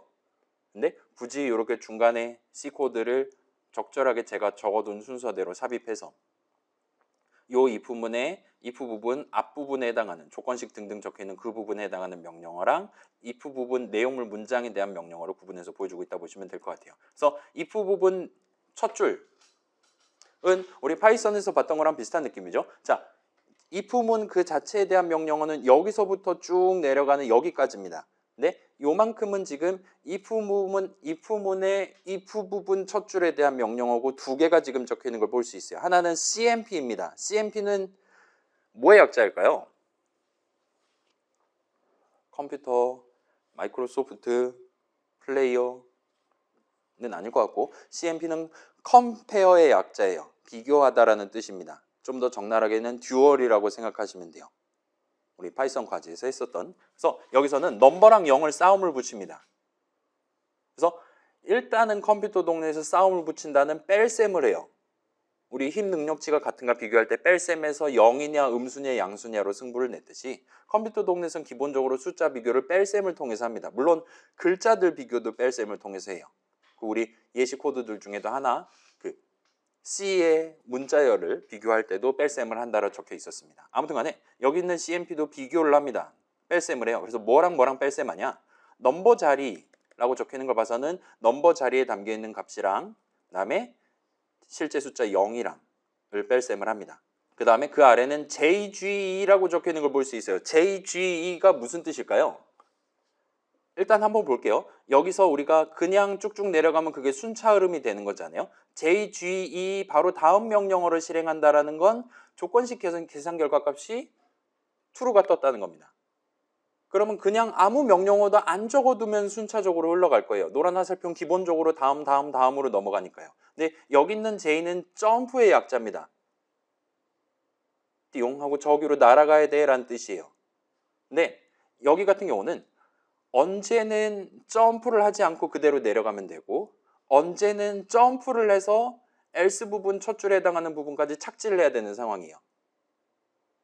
내용물 첫 줄. 그래서 언제 점프를 해야 되냐라고 질문하면 이제 부호가 반대가 되는 겁니다. 넘버가 0이거나 0보다 크면 점프를 해야 돼요. 그렇기 때문에 이 JGE는 점프 그레이터 이퀄의 줄임말이 됩니다. 그리고 그 옆에는 지금 어디로 점프해야 되냐가 적혀있다 보시면 좋을 것 같아요. 여기는 지금 요거 숫자는 여러분이랑 저랑 다를 수 있어요. 저는 지금 86180D 자리로 점프하면 된다고 했고 86180D는 정확히 이 자리입니다. else 부분 내용물 문장에 대한 명령어 가장 첫 번째 명령어 자리로 점프하면 됩니다 라고 여기 적어 놓은 거예요. 언제? 넘버가 0이거나 그보다 크면요. 그러면 넘버가 0보다 작으면 점프를 하지 않겠다라는 의미가 될 거고 따라서 바로 그냥 그 다음 명령어를 실행할 거예요. 그렇기 때문에 if 부분 내용물을 순차적으로 실행하게 되는 겁니다. 오케이? 그래서 요 비교를 해서 방금 전 비교 결과, 방금 전 듀얼 결과 left가 이겼다면 그대로 가고 right가 이겼거나 무승부면 점프를 한다 라고 지금 적어놨다 봐주시면 좋을 것 같아요. 아무튼 비교는 뺄셈을 통해서 합니다. 그건 그렇고 그 다음에 이 아래에 있는 수식문을 한번 봅시다. 는 수식만 적혀있는 수식문이에요. 그래서 는 수식에 대한 컴파일을 해놨습니다. 그래서 move예요. move가 나왔습니다. 여기선 지금 컴마 오른쪽에 넘버 자리에 담겨있는 값을과 같은 느낌으로 표현을 한 겁니다. 그럼 왼쪽에는 어디다 담을 거냐라고 우리가 적혀 있다고 봐주시면 될 것 같고 여기에 이제 새로운 단원이 EAX라고 지금 나와 있는 걸 보실 수가 있어요. 자, 이게 지금 EAX가 아니라 딴 게 나와 있다라면 여러분 다시 돌아가서 요 빨간 네모 누른 다음에 X86으로 바꾼 다음에 다시 오시면 EAX가 보일 겁니다. 자, 요 EAX는 일단 자주 쓰이는 이름인 것 같아요. 여기저기서 쓰입니다. 일단 얘에 대해서는 조금 이따 설명하는 걸로 하고 아무튼 EAX가 뭔가 그 자리에다가 넘버 자리 값을 담고 있어요. 그 다음에 그 아래에서 동일한 이름을 써서 이번에는 NEG 명령어를 실행하게 됩니다. NEG는 뭐의 약자일까요? 지금 얘 뭐 하자는 는수식입니까? 요 코드. 넘버는 마이너스 넘버예요. 부호를 바꾸는 거죠. 이 NEG는 negate의 약자라고 봐주시면 돼요. 부호를 바꾼다는 뜻입니다. 말 그대로. EAX에 담겨있는 값에 대한 부호를 바꾼다라는 뜻이에요. 그리고 그걸 그대로 EAX에 담아두는 것 같습니다. 그 다음 그 밑에는 move가 적혀 있어요. 그래서 여기는 지금 좌우 순서가 달라졌습니다. EAX에 담겨있는 값을 메모리 위 넘버 자리에 담겠다라는 뜻이 돼요. 따라서 얘는 는수식 저항 자리에 갖고 는수식 그 자체를 컴파일한 거죠. 요 위에까지는 지금 자 이거 한번 볼게요. 이 move 명령어는 C코드에 요 수식을 컴파일한 거예요. 수식 넘버를 계산한 결과값을 EAX에 담는 겁니다. 그러면 메모리 위 넘버 자리에 있는 값을 담는 거예요. 그 다음에 이 NEG 명령어는 마이너스 단항 마이너스 연산자까지 붙여서 쓰는 겁니다. 단항 마이너스 수식을 컴파일한 거예요. 그 다음에 이 무브는 이제 이 는 수식을 컴파일한 겁니다. 지금 이 단항 마이너스까지 계산 끝낸 결과값은 EAX에 담겨 있어요. 그거를 넘버 자리에 담겠다는 뜻입니다. 지금 얘네 둘은 좌항 우항으로 보이는 컴마로 구분되고 있는 좌항 우항이 서로 반대로 돼 있고 왼쪽 보시면 명령어가 사실상 거의 똑같이 생겨 있는 걸 볼 수가 있어요. 45F8은 똑같고 8B를 쓰냐 89를 쓰냐에 따라서 좌항 우항 모드가 변경되는 것 같아 보입니다. 아무튼 둘 다 move 명령어라 말할 수 있어요. 그 다음에 그 밑에는 지금 JMP라고 적혀 있는 걸 보실 수가 있습니다. JMP는 뭐의 약자일까요? 아까 CMP 나왔는데 JMP는 얘야말로 말 그대로 점프의 약자입니다. 그래서 위에 있는 JG는 항상 점프를 하는 게 아니에요. 방금 전 승부했을 때 right가 이겼을 때만 점프하겠다는 뜻입니다. 0이 더 작거나 아니면 같을 때만 점프하겠다는 거예요. 이 JMP는 아무것도 묻지도 따지지도 않고 무조건 점프를 하겠다는 거예요. 어디로 점프를 하냐면 861813으로 점프를 할 겁니다. 861813은 if문의 다음 문장 첫 번째 명령어예요. 달리 말하면 여기서 지금 점프를 한다는 건 의미 관점에서 이 명령어의 다음 명령어를 절대로 실행하지 않고 무조건 이 둘을 스킵하고 여기로 넘어가겠다라는 의미입니다. 왜냐? 얘는 if 부분 내용물이고 만약에 이걸 실행한다라는 건 다시 보여드릴게요. 이 문장은 if 부분 내용물이에요. 만약에 if 부분 내용물을 실행했다면 절대로 else 부분 내용물은 이번엔 실행하면 안 됩니다. 그렇기 때문에 절대로 실행하면 안 되는 코드들을 점프로 넘겨버리기 위해 이 JMP가 우리가 적지 않았지만 적혀 있다라고 봐주시면 돼요. 그래서 여기는 분기 개념은 들어가지 않습니다. 무조건 점프가 들어가 있다고 봐주시면 돼요. 그리고 지금 봤을 때 무조건 그래야 될 것 같아 보입니다. 전화가 왔거든요. 납득이 됩니까? 여긴 지금 점프가 무조건 들어가야 돼요. 왜냐? 순차라는 대전제가 여기도 깔려있기 때문입니다. 근데 지금은 여기서 순차적으로 실행하면 안 되는 거예요. 바로 다음 명령을 실행하면 안 되는 겁니다. 왜냐? 걔는 else 부분이거든요. 그렇기 때문에 걔를 무조건적으로 반드시 지금 스킵을 해야 되는 상황이기 때문에 점프가 들어갔다 보시면 됩니다. 아무튼 간에 그래서 else 부분 내용물을 실행한다라는 건 현재로서는 이 JGE 명령을 실행하면서 점프를 했다는 얘기예요. 달리 말하면 넘버가 0이거나 0보다 크다는 얘기입니다. 뺄셈 결과가. 그렇기 때문에 여기서는 이 작업을 합니다. 여기선 지금 위에 있는 코드랑 거의 비슷해요. 위에 있는 코드 보여드릴게요. 비교해서 보면 위에 있는 명령어 4개는 넘버 자리에서 값을 가져와서 그걸 부호를 바꿔서 다시 넘버 자리에 담고 else 부분 내용을 실행하지 않기 위해 점프를 하겠다라는 4줄이에요. 아래에 있는 거는 넘버 자리에 있는 값을 들고 온다. 요 8B45F8은 그대로입니다. 그리고 중간에 NUG 명령을 실행하지 않아요. 그렇기 때문에 부호를 바꾸지 않습니다.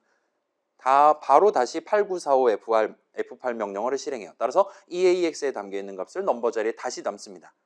실질적으로 그냥 그대로 원래 자리에 담는 셈이 되는 거죠. 아무 실질적인 데이터 흐름도 발생하지 않아요. 그렇긴 하지만 아무튼 적혀있는 그대로 컴파일 잘 해놨고 여기선 점프를 할 필요가 없어요. 왜냐?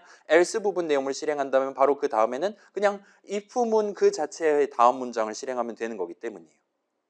그렇기 때문에 스킵할 내용물이 이 뒤에 전혀 달려있지 않기 때문에 점프 명령어 없이 그대로 가게 됩니다. 그 다음에 이 밑에는 지금 call 명령어가 있는 걸 보실 수가 있어요. call 명령어는 말 그대로 우리 함수 호출식 같은 거 할 때 call 한다라고 얘기한다 그랬잖아요. 그래서 지금 내용만 봐서는 3라는 함수, 걔도 코드 덩어리일 거 아니에요. 걔에 대한 명령어가 아마도 요 861181이라는 주소에 위치에 여기랑 비슷하게 메인이랑 비슷하게 나열되어 있는 것 같습니다. 거기 있는 내용물을 실행하고 와야 된다라는 뜻으로 지금 뭔가 복잡하지만 컬 명령어가 적혀 있는 것 같아요.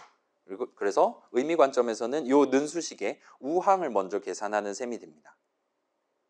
그럼 이제 그 다음 는수식을 컴파일 할 거잖아요. 지금 초이스 자리에 3의 리턴 값을 담는다라는 명령어가 바로 뒤에 따라와야 정상이고 일단 눈에 봤을 때는 move 명령어가 실제로 존재합니다. 그리고 move 명령어 보면 EAX에 담겨있는 값을 초이스 자리에 담는다라고 해놨어요. 초이스 자리에 담는 건 는 왼쪽에 초이스가 적혀있기 때문입니다. 그 다음에 EAX에 담겨있는 값을 담는다는 건 추론해보면 3의 리턴 값은 EAX에 담겨있도록 규정되어 있나 보다라고 여러분 유추할 수 있을 거예요. 그리고 일단 그게 맞습니다. 컬한 직후 시점에 컬 다음 명령어에서 EAX에 담겨있는 값을 꺼내온다라는 건 방금 전 컬한 결과, 함수 호출식 계산 결과, 달리 말하면 리턴 값을 가져오겠다라는 의미예요. 적어도 인트 형식 값을 리턴했을 때는 이렇게 동작하는 게 맞습니다. 더블 형식이나 다른 거면 좀 얘기가 다를 수 있지만요. 그 다음에 우리 지금 노란 화살표 찍혀있는 부분까지 왔어요. 여기는 지금 넘버 자리에 담겨있는 값이랑 초이스 자리에 담겨있는 값을 서로 더해서 그 결과를 넘버 자리에 담는 겁니다. 그렇기 때문에 move를 일단 2번을 최소 해야 될 것 같고 그 다음에 중간에 add 명령어가 있는 걸 볼 수 있어요. 그래서 여기서는 지금 우리 이전에 지금 코드 자체는 넘버 자리에 담겨있는 값과 초이스 자리에 담겨있는 값을 add를 하면 되는 거잖아요. 근데 그럼에도 불구하고 얘를 2개의 명령어로 지금 나눠 갖고 구성해 놓은 거예요. 일단 왼손을 써서 좌항 자리 계산 결과 값을 먼저 구하고 그거를 EAX에 일단 백업을 해둡니다. 그 다음에 그 밑에서는 덧셈을 하는데 EAX에 원래 담겨있던 값이랑 지금 바로 메모리 위 초이스 자리에 담겨있는 값을 더해요. 그리고 그 다음 명령어를 봐서는 얘는 지금 더하기 연산자라기보다는 더하기 는과 같은 작업을 수행하는 것 같아 보입니다. 이 덧셈 결과는 딴 데 어디 제3의 장소에 담는 게 아니라 좌항 자리에 담게 되는 것 같아 보여요. EAX에 담고. 그래서 그렇기 때문에 EAX에 담겨 있는 값을 넘버 자리에 담는다. 와 같이 는 수식이 컴파일되어 있는 걸 볼 수 있어요. 만약에 우리가 지금 생각한 게 맞다면 넘버에는 이제 곧 8이 담기게 될 겁니다. 넘버 자리에 5 담겨 있고 초이스 자리에 3이 담겨 있을 테니까요. 그 다음에 마지막 리턴문 같은 경우는 간단하게 명령 하나로 구성되어 있는 걸 볼 수 있어요. XO와 명령어를 써놨습니다. 그 다음에 여기는 EAX랑 EAX를 XOR를 해서 아마도 추론하기로는 그 결과를 EAX에 담겠다라고 명령어가 되어 있는 걸 볼 수 있어요. 자, XOR 여러분 구경해 본 적 있습니까? 혹시 인공지능 개론 수업에서 나왔을까? 우리 그 AND 연산자랑 OR 연산자 얘기를 한 적 있잖아요. 그죠? 기억납니까? 철수 그리고 영희가 범인이다 라고 우리가 적어놨다면 그 명제가 참이 되려면 진짜 둘 다 범인이어야 되는 거잖아요. 한 명만 범인이 아니라도 철수와 영희 둘 다 범인이다라는 명제는 거짓이 됩니다. 그게 AND죠. 그 다음에 컴퓨터 동네 OR 같은 경우는 자 요거 1학기 때도 얘기한 적 있잖아요. 철수 또는 영희가 범인이다라는 명제가 있다 칩시다. 그랬을 때 일반적인 사람들은 철수랑 영희가 둘 다 범인이다라기보다는 둘 중에 한 명만 범인이다라고 생각을 합니다. 둘 다 범인이면 철수 또는 영희가 범인이다라는 명제는 거짓이다라고 생각을 해요. 근데 컴퓨터 동네 내지는 그 연역 논법 동네에서는 그렇게 생각하지 않습니다. 철수 또는 영희가 범인이라면 둘 중 한 명만 범인이면 되는 거예요. 둘 다 범인이라도 상관없습니다. 그러면 그 명제가 거짓이 되는 건 유일하게 둘 다 범인이 아닐 때만, 좌항, 우항 둘 다 false일 때만 OR 수식이 계산 결과 것이 false가 되도록 나와요. 그래서 우리가 일상적으로 일반 생활에서 생각하는 그 철수 또는 영희가 범인이다 할 때 둘 중에 한 명만 범인일 때만 true가 뜨는, 그래서 둘 다 true일 때는 false가 뜨는 게 요 exclusive OR라고 말하는 프로그래밍 동네에서 XOR입니다. 그럼 이제 질문을 해볼 수가 있을 거예요. 철수 또는 그러니까 철수 XOR 철수가 범인이다 라는 명제는 언제 참이 되고 언제 거짓이 될 거냐는 질문을 해볼 수가 있어요. 만약에 철수가 범인이 맞다 칩시다. 그러면 true XOR true가 돼요. 그러면 false가 뜹니다. 왜냐? 둘 중에 한 명만 true여야 되는, 그러니까 좌항, 우항 중에 하나만 true고 다른 하나는 false여야 XOR는 true가 나와요. 근데 지금 좌항, 우항을 똑같은 걸 집어넣은 겁니다. 철수가 범인이 맞다면 철수 XOR 철수가 범인이다는 무조건 false가 떠요. 반대로 철수가 범인이 아니라고 생각해 봅시다. 그러면 역시나 똑같은 느낌으로 철수, 그러니까 좌항, 우항이 둘 다 false이기 때문에 XOR는 false가 떠요. 그렇기 때문에 결과적으로 이 XOR EAX, EAX는 원래 EAX에 뭐가 담겨있던 간에 무조건 거기다 0을 담는 명령어가 돼요. 거기에 1이 담겨 있었다면 1 XOR 1 하면 0이 돼요. 0이 담겨 있었다면 0 XOR 0 해도 0이 떠요. 와 같은 작업을 합니다. 그래서 결과적으로 XOR EAX, EAX는 EAX 자리에 0을 담겠다라는 명령어가 돼요. 그 다음에 그게 지금 이 자리 return 0 세미콜론 저 return 문에 대해서 우리가 실제로 수행해야 되는 데이터 흐름이 맞습니다. 달리 말하면 아까 우리 3에서 구경했듯이 3 호출식 볼 때 구경했듯이 메인에 대한 return 값을 어디다 담아둬야 되냐. 얘 지금 int 형식 값 리턴하는 함수란 말이에요. 그거에 대한 결론도 EAX에 담아놓고 내용물 실행을 끝내면 된다와 같이 정해놓은 겁니다. 그래서 우리는 return 0 세미콜론 적어놨기 때문에 리터럴 0 적어놓은 거잖아요. 무조건 이 리턴문 실행이 끝나기 직전 타이밍에는 EAX에 0이 담겨있는 채로 끝이 나야 돼요. 그러기 위해 정확히 그 목표를 달성하기 위한 되게 깔쌈한 2바이트짜리 명령어로 컴파일되어 있는 걸 보실 수가 있어요. 그 다음에 닫는 중괄호는 역시나 예상하듯이 뭔가 엄청나게 복잡한 작업을 수행하고 여기까지가 우리 main.c 내용물을 토대로 컴파일한 결과물이라 보시면 돼요. 지금 보시다시피 닫는 중괄호에 대해서도 뭔가 엄청 많은 내용물이 들어있고 아무튼 가장 마지막에 ret라는 명령어가 있는 걸 보실 수가 있습니다. 얘가 말 그대로 return용 명령어예요. 노란 화살표를 이 함수 이번 호출에 대한 함수 호출식 자리로 넘기는 명령어라 보시면 돼요. 그쪽은 우리가 현재 시점에는 구경하기 어려우니까 일단 그러려냐고 넘어가도록 합시다. 그래서 이 정도 구경했다면 재밌는 걸 한 셈이고 제가 지금 중간 쉬는 시간은 약 60번째 슬라이드에 배치해놨거든요. 지금 31번째 슬라이드입니다.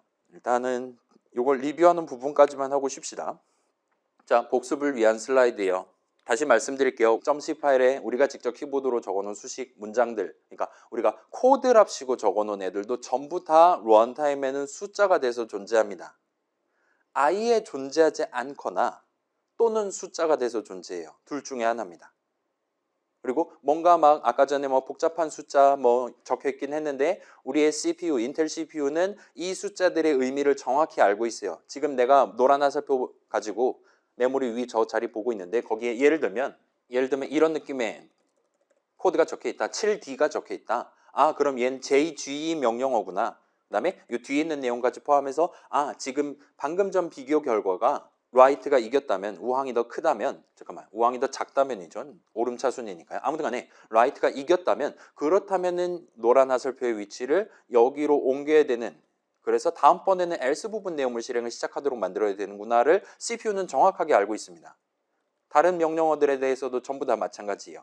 그리고 그 친구가 우리의 코드를 실질적으로, 우리의 C 프로그램을 실제로 실행해주는 친구고, 우리는 그쪽에 대해서는 정확하게는 몰라도 돼요. 아무튼 C 컴파일러가 잘 적어놨겠지라고 신뢰를 하시면 됩니다. 그리고 이건 좀 중요해요. 이 숫자들의 메모리 위에서의 나열이 곧 순차 개념의 본질에 해당합니다. 우리의 CPU는 점프를 하지 않는 이상 무조건 적혀있는 순서대로 읽어요. 우리가 예상했던 것보다 더 많은 점프가 적혀있긴 했지만 아무튼 간에 그런 점프가 없다면 기본적으로 다음 이번에는 move 명령어네. 그럼 요만큼 또 읽고 작업 수행하고 다음 이번에는 CMP 명령어네. 뺄셈 해야겠구만. 뭐랑 뭐를 빼야 되는 거지? 적당히 읽고 수행하고 다음과 같이 넘어가요.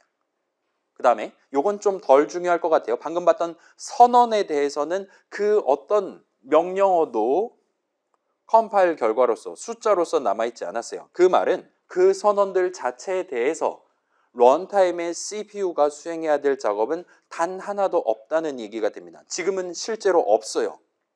이니셜라이저가 적혀있다면 는3, 는5 같은 게 적혀있다면 move 명령어가 생겼을 겁니다. 지금은 그런 걸 적지 않았어요. 그냥 새로운 이름만 도입한 겁니다. 그렇기 때문에 실제로 수행할 작업이 없어요. move 할 게 없고 add 할 게 없고 compare 할 것도 없고 당연히 jump 할 것도 없어요. 그냥 순차적으로 내려가 버리도록 하면 됩니다.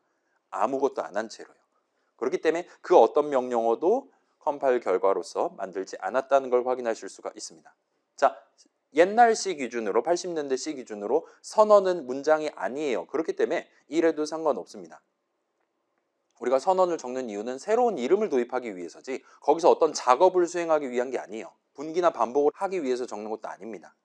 라고 봐주시면 좋을 것 같아요. 자, 그 다음에 는 수식, 우리가 매우 자주 적게 될 파이썬의 할당문만큼이나 엄청나게 자주 적게 될 는 수식은 주로 move 명령어로 구성돼요.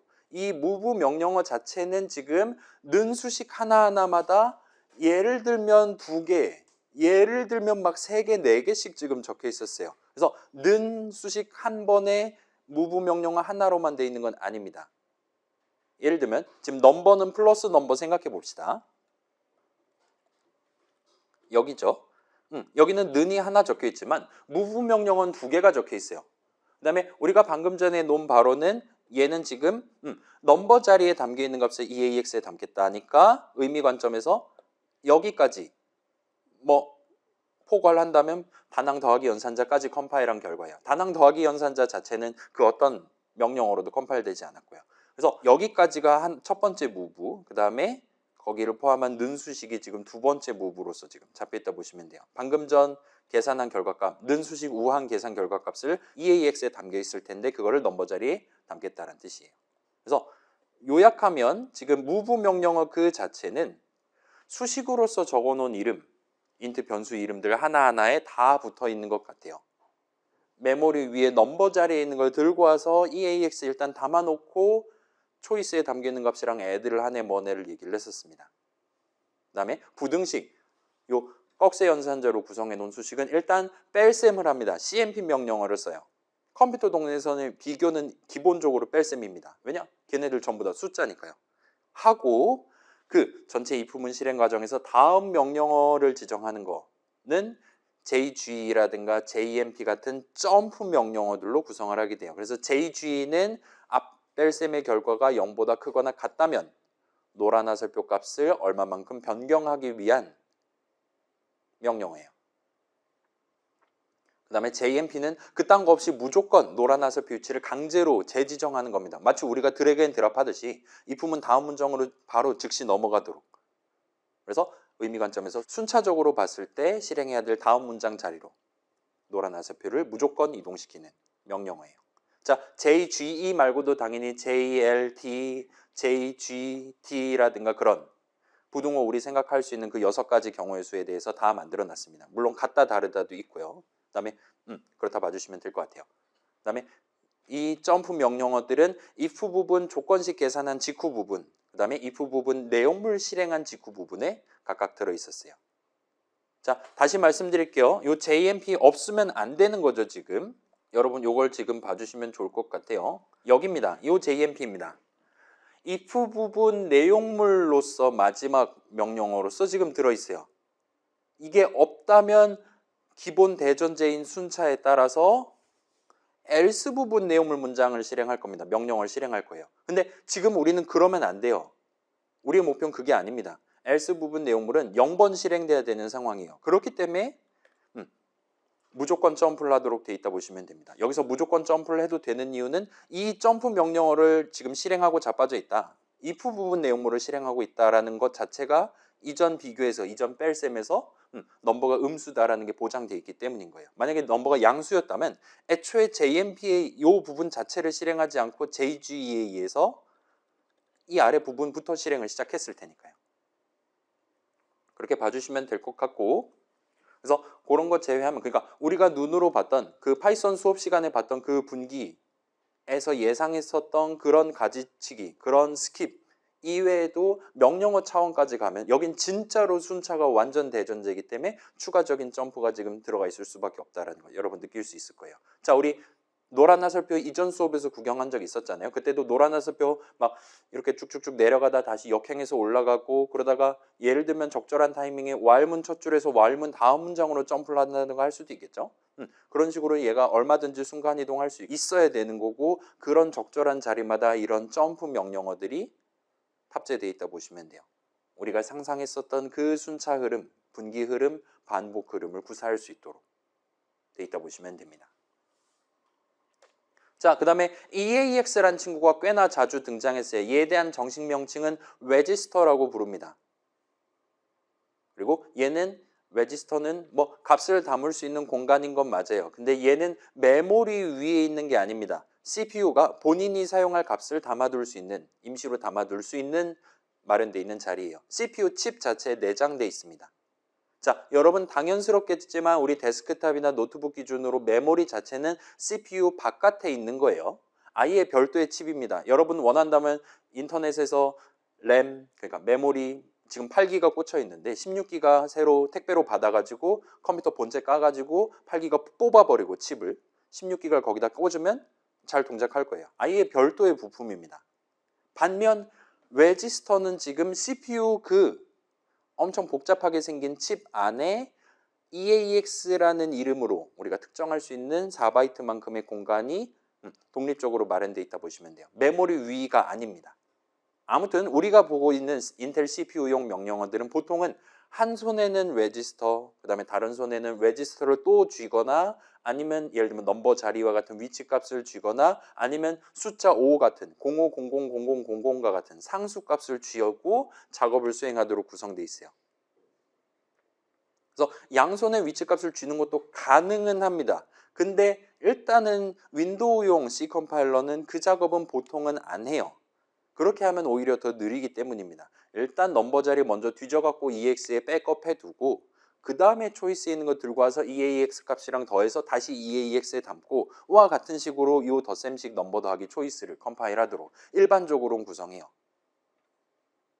그래서 다시 말씀드리면 인텔 동네에서 명령어들 add라든가 compare라든가 등등 대부분 상황에서 명령어는 값을 두 개를 다룹니다. 그 둘을 뺄셈을 해서 비교할 거냐, 덧셈 할 거냐, 아니면 왼쪽에 들고 있는 건 위치 값이고 오른쪽에 들고 있는 건 지금 계산 결과에 해당하는 숫자예요. 메모리 위에 있는 걸 수도 있고. 그래서 내 오른손에 담겨있는 숫자를 왼쪽 위치 값을 토대로 메모리 위 거기다가 무브를 해서 담는다라든가 와 같은 작업을 수행할 겁니다. 또는 그 반대로 왼쪽엔 EAX 일단 손에 쥐고 있고 오른쪽에 위치 값이 있어서 메모리 넘버 자리 가서 숫자 3 받아와서 숫자 5 받아와서 그거를 EAX 레지스터에 담는다라든가 와 같이 양손을 써서 작업을 수행한다 보시면 좋을 것 같고, 보통 한 손에는 일단 레지스터를 쓰도록 돼 있다 보시면 됩니다. 물론 양손에 레지스터를 줄 수도 있어요. 아까 EAX, EAX 본 적 있듯이요.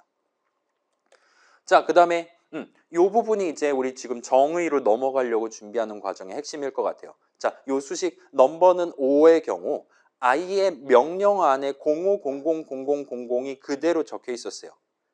메모리 위에 지금 넘버는 5에 대한 수식 계산 결과, 수식을 컴파일한 결과로서 명령어로서 7바이트만큼이 담겨 있었는데 그 명령어 안에 그냥 이 데이터 그 자체에 해당하는 우리가 리터럴로 5를 적어서 특정해 놓은 인트값 5가 그대로 적혀 있었다 보시면 됩니다. 이런 식으로 계산에 필요한 숫자, 지금 명령어 실행에 필요한 숫자를 그 명령어에다 내장을 시켜두면, 예를 들면 한번 볼게요.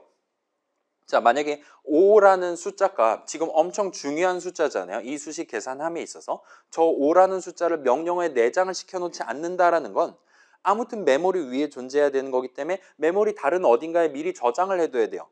그 다음에 여기서 dword ptr 넘버 5 담아놨던 자리에서 일단 먼저 무브를 해서 들고 온 다음에 그 다음 시점에 이제 EAX에 담아둔, 레지스터에 담아둔 5를 넘버 자리에 담는다와 같은 느낌으로 무브를 2번을 써서 컴파일을 해야 됩니다. 근데 여기선 그렇지 않은 거예요. 다시 보여드릴게요. 지금 요 위에 있는 요거죠. 이 명령어 같은 경우는 그런 식으로 메모리 위에서 숫자 5를 가져와서 넘버 자리에 담는다가 아니에요. 즉석에서 인트값 5를 명령어에서 추출을 해서 그거를 넘버 자리에 담는 명령어입니다. 그렇기 때문에 얘는 명령어가 길어요. 7바이트짜리예요. 그 다음에 그 중에 4바이트짜리는 지금 여러분 눈으로 보듯이 명백하게 05000000 이 명령어 안에서, 이 눈수식 안에서 써야 되는 그 데이터가 원본이 그대로 박혀 있는 걸 보실 수가 있어요. 그래서 이렇게 해두면 무브 한 번을 절약할 수 있습니다. 자, 여러분 메모리 왔다 갔다 하는 게 엄청나게 느려요. 그렇기 때문에 물론 이제 빠르게 만들 수도 있는데 그러면 램의 가격이 엄청나게 올라갈 겁니다.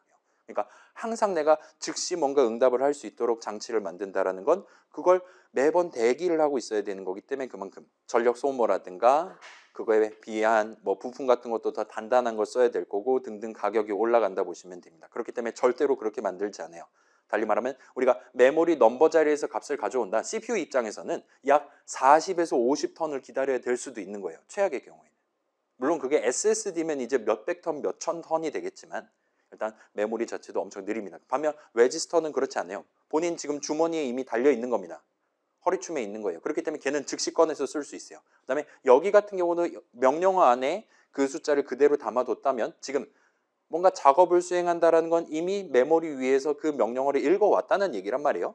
이미 명령어는 메모리에서 가져온 상태예요. 그렇기 때문에 추가적인 비용 부담 없이 바로 지금 무브를 하기 위해 필요한 바로 그 값을 즉시 활용을 할 수가 있게 됩니다. 그래서 이런 명령어에 내장되어 있는 값, 데이터를 보통 immediate value, 즉시 값이라고 불러요. 그래서 방금 전 봤던 그런 트릭이 적혀 있다 봐주시면 좋을 것 같습니다. 자, 이 부분 엄청 중요할 것 같아요. 이렇게 해도 되는 이유, 그러니까 인트값 5를 메모리 위 다른 곳에 올려두지 않고 명령어 안에다 내장을 해줘도 괜찮은 이유는 간단해요. 자, 예를 들어서 봅시다. 요 는수식을 놓고 봅시다. 이 는수식은 넘버 자리에 뭐가 담길지, 최종적으로 뭐가 담길지는 이것만 봐선 우리는 확정을 할 수가 없어요. 그러니까 넘버 자리에 정확히 3이 담길 거냐 5가 담길 거냐 우리는 저 수식만 봐선 절대로 알 수가 없습니다. 일단 현재로서는 위에 전부 다 리터럴, 그 다음에 3 함수 정의에 리턴문에도 리터럴이 적혀 있기 때문에 결과적으로 꼭대기에 있는 3이랑 넘버는 5 했을 때 5랑 더해서 여기서는 결과적으로 8을 담는 게 맞기는 해요. 근데 우리 파이썬 수업에도 나왔듯이 프로그래머가 정하는 값이 아니라 사용자가 정하는 값을 초이스에 담고 작업을 진행한다면 그때는 우리는 절대로 컴파일 타임에 코드 적는 시점에 넘버 자리에 최종적으로 뭐가 담길지 알 수가 없어요. 사용자가 나중에 3하고 엔터 칠지 5하고 엔터 칠지 모르니까요. 그렇기 때문에 여기선 그런 트릭을 쓸 수가 없어요. 그냥 무브한 다음에 이게 항상 8을 담는 게 맞다면 여기도 08000000 적어두면 됩니다. 그러면 지금 무브 애드 무브 대신에 무브 한 방으로 끝을 낼 수가 있어요. 근데 여기선 지금 그러지 못하는 거예요. 왜냐? 지금 이 수식을 계산하는 시점에 넘버 자리에 뭐가 담겨 있을지 초이스 자리에 뭐가 담겨 있을지 모르니까요. 반면 여기는 지금 리터럴을 명백히 리터럴을 적어둔 거기 때문에 넘버 자리에 정확히 뭘 담아야 되는지가 명약관화합니다. 그렇기 때문에 즉시값을 써서 무브 명령어 한 방으로 지금 끝낸다 봐주시면 좋을 것 같아요. 그래서 저렇게 해도 되는 이유, 즉시값을 써도 되는 이유는 런타임의 프로그램이 어떤 실행 흐름을 타는지, 사용자가 키보드 뭐를 입력해서 어떻게 됐는지랑 전혀 무관하게 수식, 정밀하게는 리터럴이죠. 5를 계산한 결과값은 언제나 동일할 거기 때문이에요. 언제나 05000000이 뜨기 때문입니다. 그리고 요게 바로 변수 개념과 대비되는 상수 개념의 의의라고 봐주시면 좋을 것 같아요. 숨차 분기 반복이고 자시고 아무튼 간에 만약에 이 수식을 계산한다면 무조건 항상 동일한 값이 튀어나온다 라면 그 수식을 상수 수식이라고 말할 수 있는 거예요. 그 다음에 그 수식을 계산한 결과값 역시나 상수 값이라고 말할 수가 있게 되는 겁니다. 그래서 그거에 대비되는 변수 생각해 본다면, 자, 변수 이름을 적어서 우리가 수식을 구성할 수가 있었잖아요. 그걸 계산한 결과값은 그 수식을 계산하는 시점에 메모리 위 그 변수 자리에 뭐가 담겨 있냐에 따라서 달라질 수 있어요. 우리 그 노래가사 출력 프로그램 할 때부터 나왔던 유구한 변수를 사용하는 의의입니다. 매번 계산할 때마다 결과값이 달라지도록 만드는 게 변수의 의의예요. 파이썬 동네에서는 이름을 쓰긴 했지만 아무튼 간에.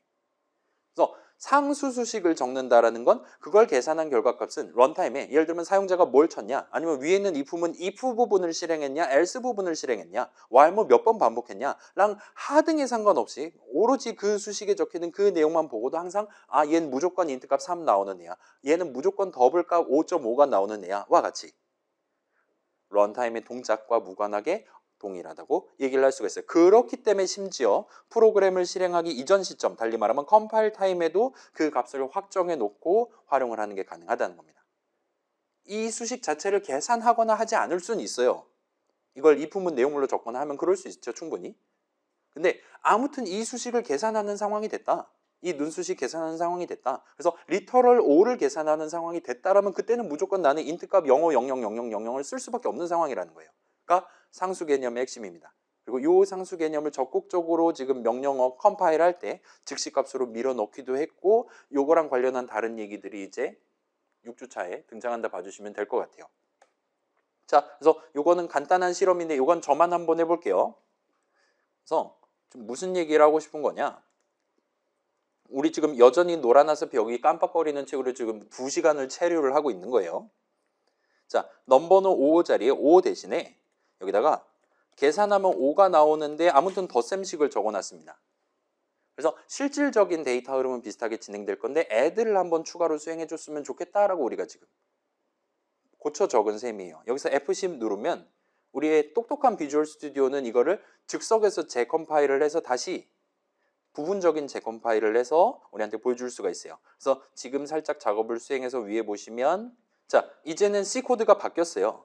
그리고 얘에 대한 컴파일 결과가 지금 이렇게 나와 있는 걸 볼 수 있습니다. 자, 우리는 수식 2 더하기 3을 적었어요. 덧셈식을 적었어요. 그에 대한 컴파일 결과는 웬걸 add 명령어가 없고 아까랑 똑같이 적혀 있는 걸 볼 수 있어요. 아, 저 는수식 아무튼 5를 넘버 자리에 담는 수식이야. 언제 저 수식을 계산하는지랑 전혀 무관하게 가 맞기 때문에 저 2 더하기 3 덧셈을 미리 하고 컴파일 타임에 미리 하고 그렇게 해서 나오는 인트값 5를 써서 즉시값으로 밀어놓고 명령어를 만들어 놨다 보시면 됩니다. 컴파일을 했다 보시면 돼요. 괜찮아요? 2 더하기 3 덧셈식이긴 하지만 얘는 상수 수식이에요. 계산하면 항상 인트값 5가 나오는 수식인 겁니다. 그래서 확인해 보시면 우리의 똑똑한 컴파일러가 미리 상수 수식 2 더하기 3을 먼저 계산을 해요.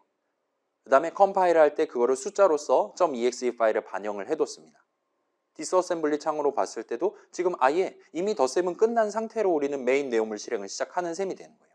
그래도 되는 겁니다. 왜냐? 수식 2 더하기 3을 계산한 결과값은 항상 무조건 인트 형식 5가 나오는 게 맞기 때문이에요. 이걸 하나를 더 가보도록 합시다. 자, 지금 명령어에 우리 지금 넘버라는 이름, 초이스라는 이름, 3라는 이름 그 자체는 명령어에는 전혀 들어있지 않은 걸 보실 수가 있어요. 자, 어셈블리 코드에는 이런 식으로 dword ptr 넘버라고 적혀 있어요. 자, 넘버 6바이트짜리잖아요. 그죠? 근데 자, 여긴 좀 복잡하니까 여기로 가봅시다. 넘버 자리에 있는 값이랑 0이랑 비교한대요. 넘버라는 이름 자체를 명령어에 집어넣으려면, 그러니까 명령어에는 결과적으로 이 오른쪽에 적혀있는 모든 내용이 명령어에 다 포함되어 있어야 되는 거란 말이에요. 그럼에도 불구하고 지금 이 명령어는 4바이트밖에 안 됩니다. 무브 명령어는 3바이트밖에 안 돼요. 요만큼을 가지고 이런 내용물을 실제로 실행하는 겁니다. 근데 그 말은 여기에 지금 number에 해당하는 숫자 그 자체는 담겨있지 않다라고 여러분 얼마든지 추론할 수 있을 거예요. 이름은 6글자일 수도 있지만 몇백 글자일 수도 있단 말이에요. 이름 긴 거를 변수 이름 긴 걸 도입한다고 명령어가 길어지거나 짧아지거나 하지 않습니다. 비슷한 느낌으로 3도 마찬가지예요. 3에 대해서도 얘도 비슷한 느낌이에요. 여기 뭔가 불편한 글자인 FF가 많이 적혀 있는 것 같긴 한데 아무튼 간에 여기도 지금 3라는 이름 자체는 명령어에 내장되지 않을 것 같다라고 여러분 얼마든지 유추할 수 있을 거예요. 그리고 그건 일단 맞습니다.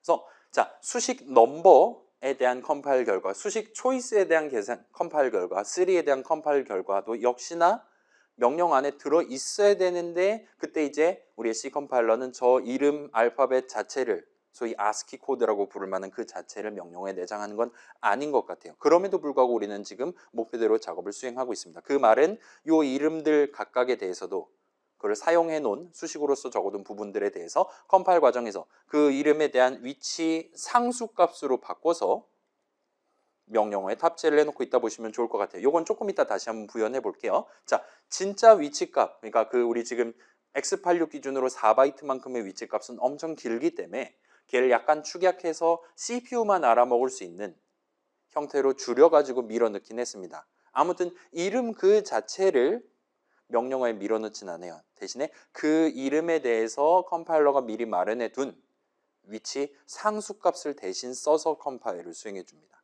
그래서 여기도 지금 상수가 등장했다 봐주시면 좋을 것 같아요. 자, 요건 일단은 그러려니 해두셔도 좋을 것 같아요. 저거 압축하는 거는 우리 기말고사 때쯤에 시험 범위로 나올 겁니다. 자, 여기까지 나온 내용 요약하면 컴파일 타임의 컴파일러는 우리가 적은 수식 내지는 문장들을 가지고 CPU가 읽을 만한 숫자를 만들어냅니다. 그게 컴파일이에요.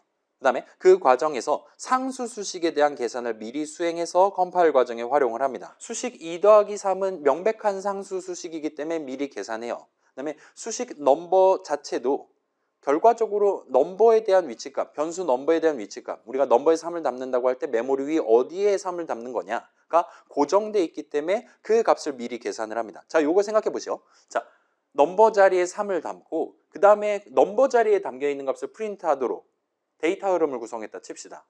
선언 하나 줬고 이니셜라이즈 한 다음에 프린트F 호출식 적으면 되는 거잖아요. 거기서 정상적으로 프린트F 할 때 3이 출력되도록 만들려면 당연히 그 지금 계속 언급하고 있는 변수 넘버 자리, 메모리 위 위치가 항상 고정돼 있어야 돼요. 그래야 아까 담았던 바로 그 자리에서 3을 꺼내와 갖고 출력할 수 있을 테니까요. 그래서 변수 개념 쓴다. 그러니까 어떤 이름에 대한 위치값은 기본적으로는 상수입니다. 그래야지 아까 담았던 바로 그 위치, 동일한 위치에서 값을 또 가져와서 활용을 할 수가 있어요. 함수도 비슷한 느낌이고 아무튼 어떤 이름에 대한 위치값도 고정돼 있기 때문에 그 이름 자체를 사용한 국면에 대해서 수식들에 대해서 그 값, 상수값을 미리 계산해서 명령어 만들 때 활용한다 봐주시면 돼요. 그 다음에 계산해둔 그 일부 상수값들은 메모리 어딘가에 05000000 따로 담아두는 게 아니라 그 명령 안에 내장을 해둡니다. 이렇게 내장해둔 값을 immediate value, 즉시값이라 불러요. move 한 번을 절약할 수 있습니다. 라고 봐주시면 될 것 같아요. 그럼 이제 질문을 하나를 해볼 수가 있을 거예요. 자, 여기서 쉬는 시간을 가집시다. 여러분 쉬고 싶죠? 아무튼 그렇고 자, 우리가 지금 6주차 내용이랍시고 절반을 지금 지나갔고 시간은 약 30분이 남았어요. 일단 제가 10분에 종료하는 걸 목표로 12시 10분에 종료하는 걸 목표로 한번 달려볼게요. 적당히 끊고 남은 건 다음 주에 진행하도록 하겠습니다. 그 다음에 다음 주는 이제 원래 하려고 했던 진도는 한 주를 미루고 대신에 다음 주에 처음으로 우리 수업 처음으로 과제를 출제를 하도록 할게요. 그래서 요거 남는 내용 진행하고 7주차 내용은 우리 과제 넘버원 설명 같은 느낌으로 살짝 쉬어가는 느낌으로 준비해 보도록 하겠습니다. 일단 중간고사를 9주차에 본다라고 친다면 그렇게 해도 될 것 같아요. 자, 그러면 여기까지 봤어요. 다시 한번 말씀드릴게요. 즉시값 얘기 05000000을 일단은 우리가 육안으로 관찰할 수 있었습니다. 근데 그거 말고도 C 컴파일러는 컴파일 도중에 상수 수식들, 예를 들면 2 더하기 3 또는 예를 들면 수식 넘버, 특히나 는 수식의 좌항 자리에 적어놓은 수식 넘버는 얘는 항상 똑같은 자리에 우항 계산 결과값을 담아야 되는 상황이에요. 변수 넘버에 대한 자리, 메모리 위 위치는 항상 고정돼 있어야 됩니다. 그렇기 때문에 얘는 상수 수식이라 얼마든지 말할 수 있어요. 그 컴파일러가 정해둔 그 상수값을 써서 그 자리에서 값을 가져와서 EX에 담는다라든가 그 자리에다가 EAX 레지스터에 담겨 있는 값을 담는다라든가 와 같은 명령어를 만들어냅니다. 절대로 명령어 안에 변수 이름 6글자, 200글자를 다 때려박지 않아요. 대신에 숫자를 씁니다. 컴파일러가 미리 정해둔 고정되어 있는 숫자, 전문적으로 상수값을 활용해서 컴파일을 수행합니다. 라고 봐주시면 좋을 것 같아요. 그럼 이제 질문을 해볼 수가 있을 거예요. 자, 다시 한번 생각해 보면, 자, 수식 2 더하기 3은 미리 계산해 둔단 말이에요. 즉시값 05000000을 볼 수 있었습니다. 근데 왜 함수 출식 3 괄호 열고 닫고는 미리 계산해 두고 있지 않을까라는 질문을 할 수 있어요. 자, 3 함수정이 지금 어떻게 되어 있냐면 이렇게 되어 있어요. 항상 나한테 인트값 3을 리턴하는 함수입니다.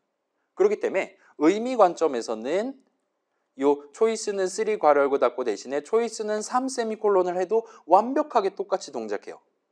즉시값 0300을 0000을 써도 되는 상황입니다. 그렇기 때문에 어차피 저거 호출하면 언제 걔를 호출하든 무조건 3을 리턴하기 때문에 수식 3, 리터럴 3 내지는 즉시값 03000000으로 미리 계산해서 컴파일해도 전혀 상관이 없을 것 같아요. 근데 그럼에도 우리의 C 컴파일러는 2 더하기 3은 해주면서 3 호출식에 대한 컴파일은 여전히 call 명령어를 쓰고 있는 걸 볼 수가 있어요. 왜 저건 해주고 이건 해주지 않습니까? 라는 질문을 할 수 있습니다. 사람이 보기엔 똑같거든요. 심지어 2 더하기 3이 더 복잡해 보이거든요. 3 호출식은 덧셈은 하지 않아요. 그냥 3을 나한테 주는 애입니다. 그거 그냥 받아서 초이스 자리에 담는 는수식이에요. 근데 여기는 지금 미리 계산을 해주고 있지 않아요. 초이스 자리에 3담도로 컴파일 해주고 있지 않아요. 차이점이 뭐냐라는 질문을 할 수 있어요.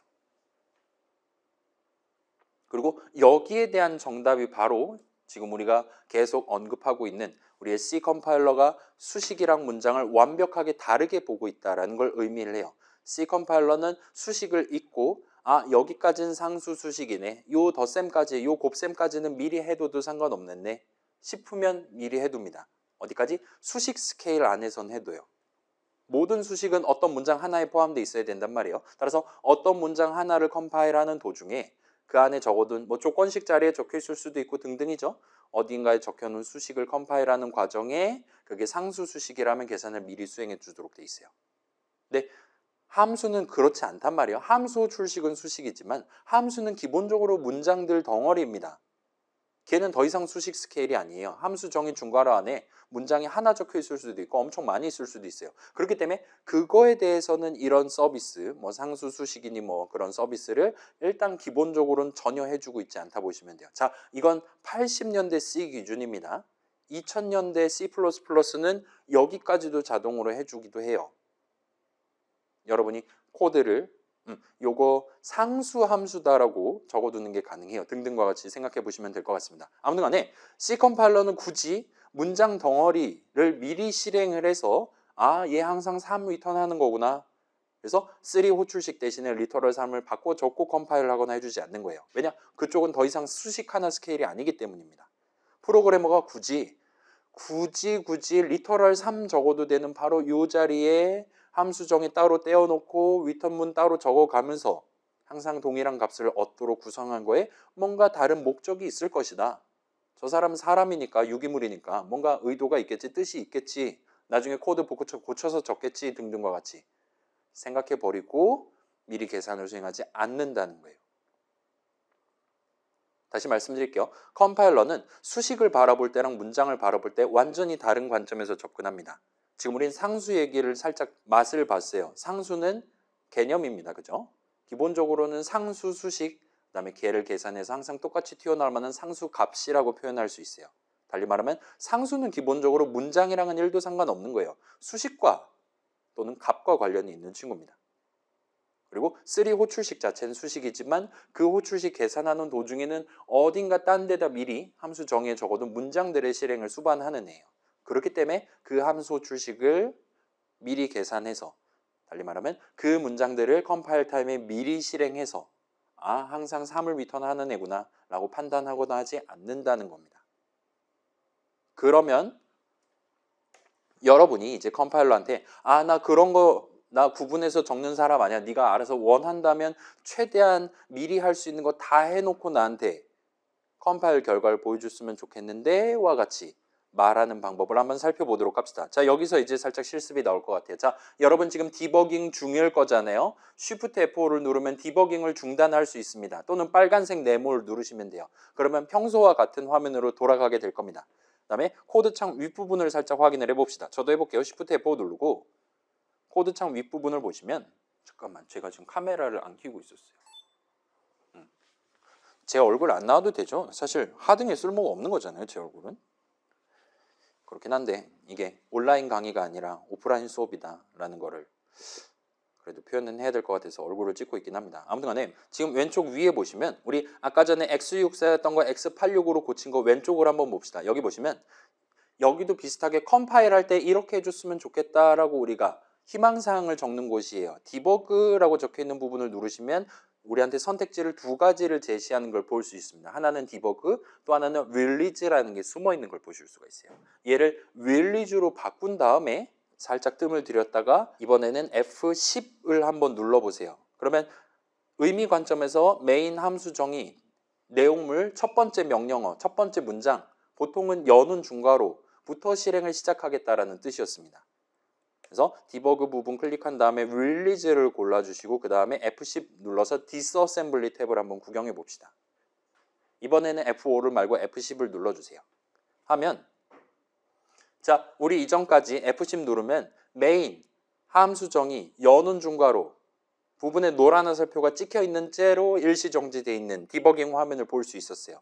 지금 우리가 디버그 모드였던 걸 릴리즈 모드로 바꾼 채로 빌드를 시작할 겁니다. 그 다음에 디버깅을 시작할 거예요. F10을 누르면 어떻게 되냐? 이렇게 되는 걸 볼 수 있어요. 제가 빨간 점을 졌다 찍은 게 아니거든요. 넘버는 넘버 더하기 초이스에 찍어 놨었습니다. 근데 빨간 점이 아래로 내려왔고 그 다음에 거기에 지금 노란 화살표가 박혀 있고 아무튼 노란 화살표는 지금 리턴문에 멈춰 있는 것 같아요. 여는 중괄호가 아니라. 이 상태에서 디스어셈블리 창을 한번 보세요. 자, 이거 지금 여는 중괄호에 노란 화살표 멈춰 있다면 이거 다시 끄고 디버그 모드를 릴리즈로 바꿔주셔야 됩니다. 요 왼쪽 위에 릴리즈 X86이라 적혀 있어야 정상 동작할 거예요. 우리 목표에 맞게. 그 다음에 디스어셈블리 탭을 보시면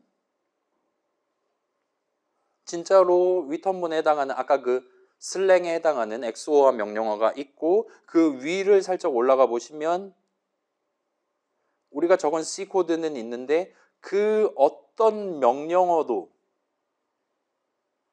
컴파일 결과로서 남아있지 않은 걸 보실 수가 있어요.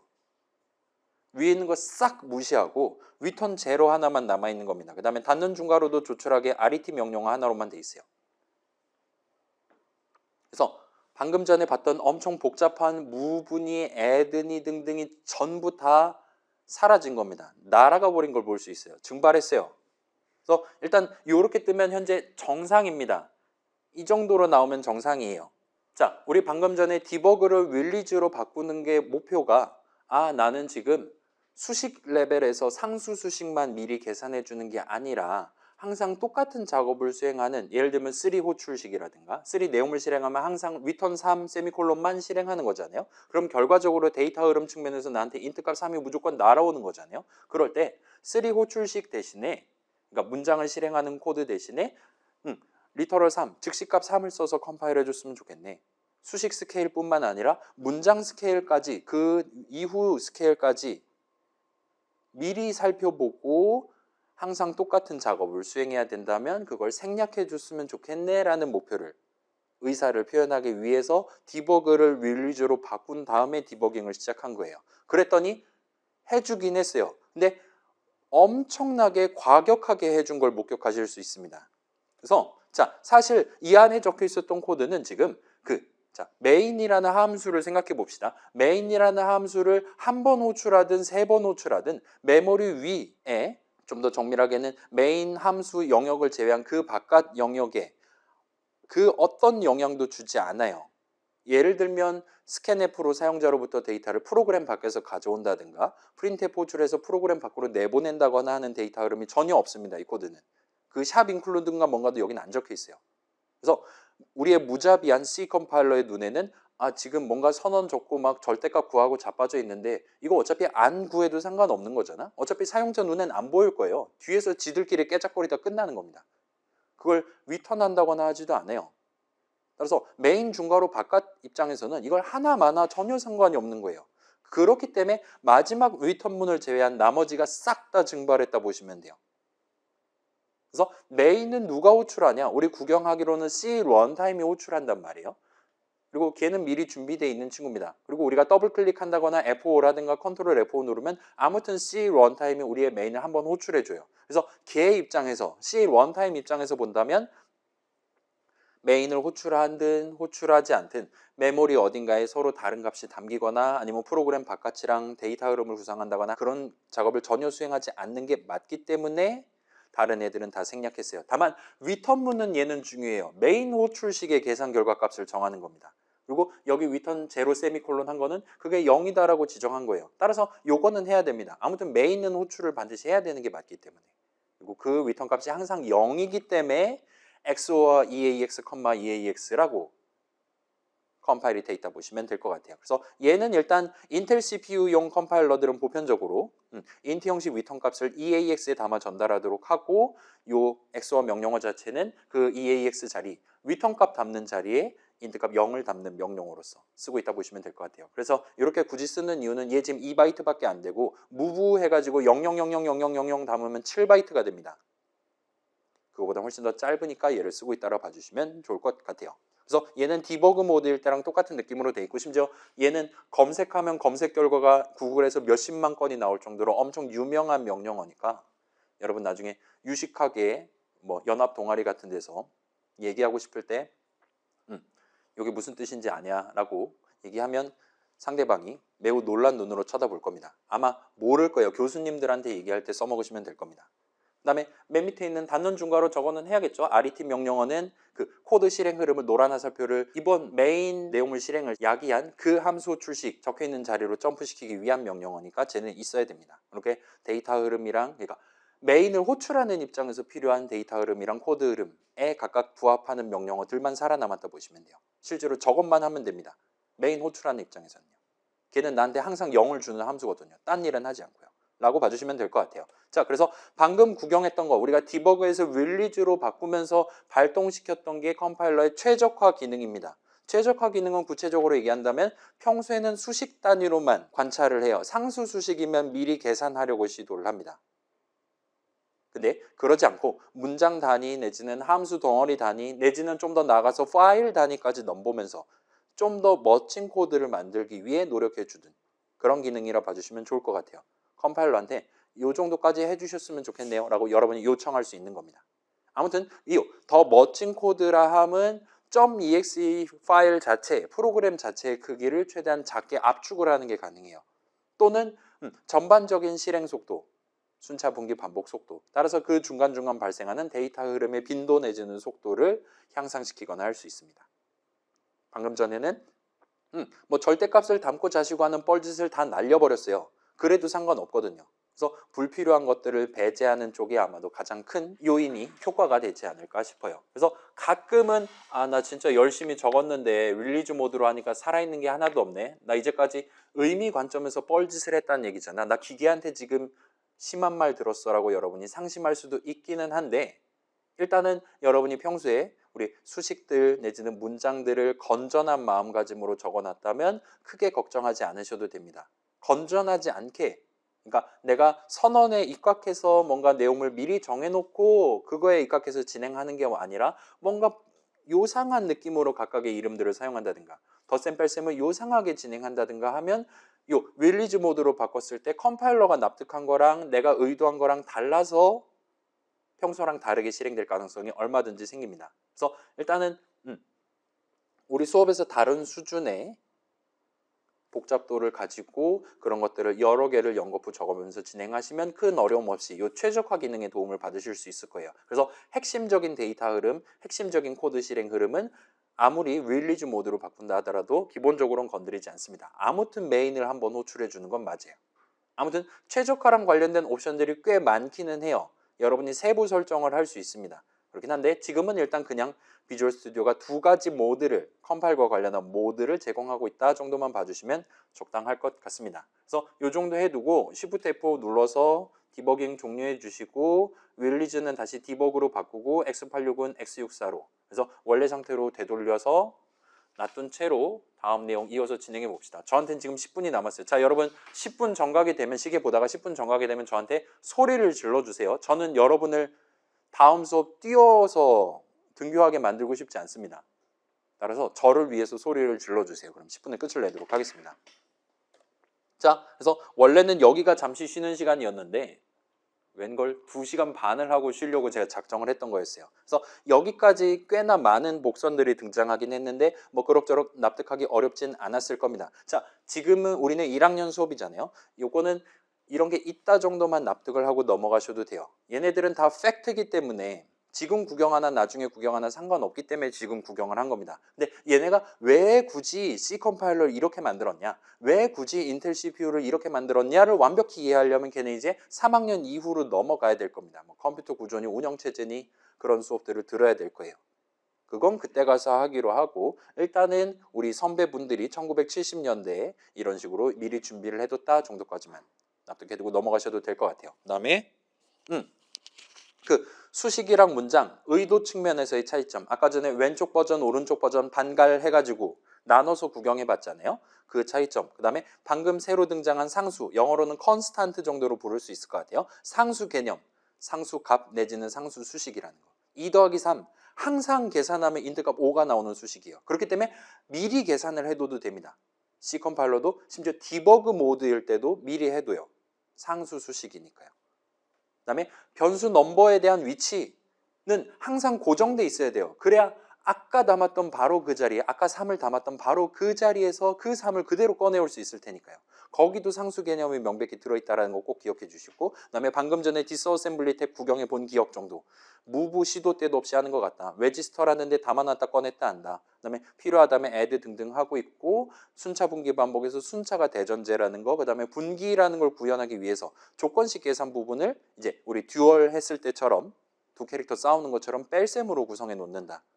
그 다음에 뺄셈 결과를 토대로 점프를 하냐, 그렇지 않고 순차적으로 그냥 내려가냐.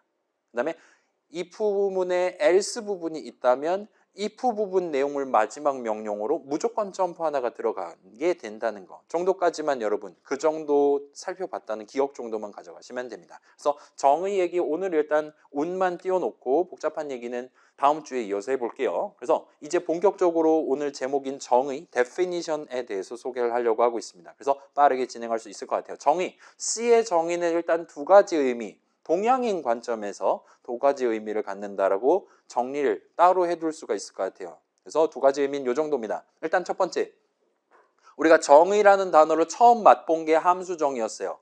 함수 정의처럼 뭔가의 내용물을 정하는 겁니다. 그 다음에 두 번째로는 뭔가에 대한 상수값을 정하는 것도 역시나 정의라고 불러요. 예를 들면 int 변수 넘버에 대한 메모리 위 자리, 방금 전 얘기했듯이 걔는 상수여야 된단 말이에요. 걔를 정하는 것 역시나 정의라고 부를 수가 있어요.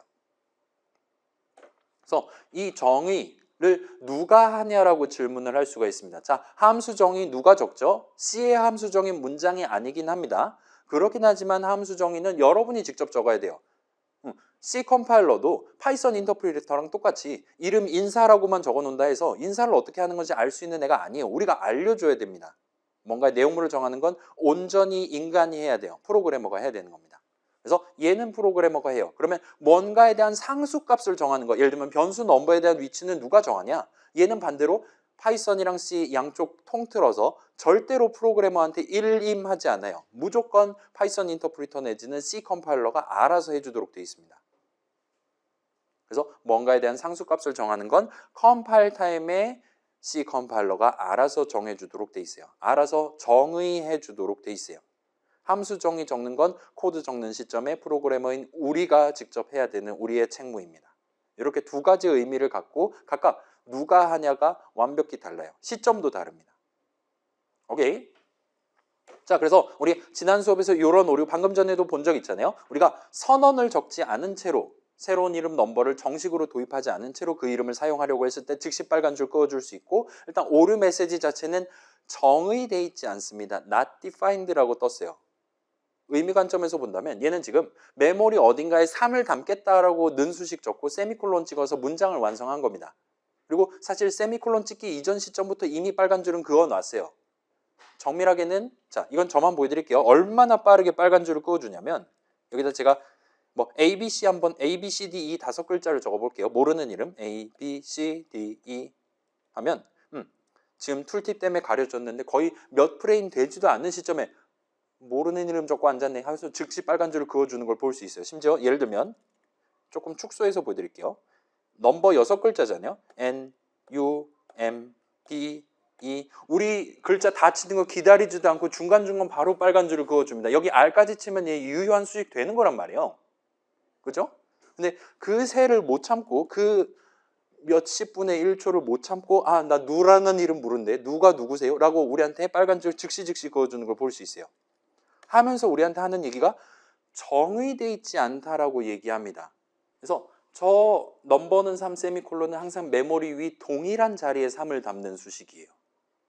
저게 만약 변수 이름이라면 그렇게 될 겁니다. 근데 그게 어딘지를 몰라요. 정해놓지 않았습니다. 정의돼 있지 않아요. 그렇기 때문에 우리한테 정의돼 있지 않습니다라고 얘기를 하는 걸 볼 수 있어요. 잠깐 우리 뒷수업이 있는 거지. 여기까지만 하고 요 뒤엔 다음 시간에 합시다. 그럼 다음 시간에 요 6주차 남은 내용 이어서 하고 그다음에 굳이 여러분 뒷내용 구경하고 오실 필요 없어요. 예습 안 하셔도 됩니다. 다음 주에 이제 과제 넘버원 출제될 거니까 여러분 자 2, 3, 4, 5, 6주차 내용이 가장 중요해요. 사실 중간고사 전체 시험범위라서 미안한 마음이 들긴 한데 꼭 미리 영상 봐두시고 만약에 저 사람이 자꾸 에어프1에서 이거 했잖아요 하는데 기억이 안 난다. 우리 유튜브 에디션 다 있으니까 미리 한번 구경해보고 오시는 걸 강력하게 추천드립니다. 그렇게 하시고 일단은 오늘은 여기까지 해두도록 합시다.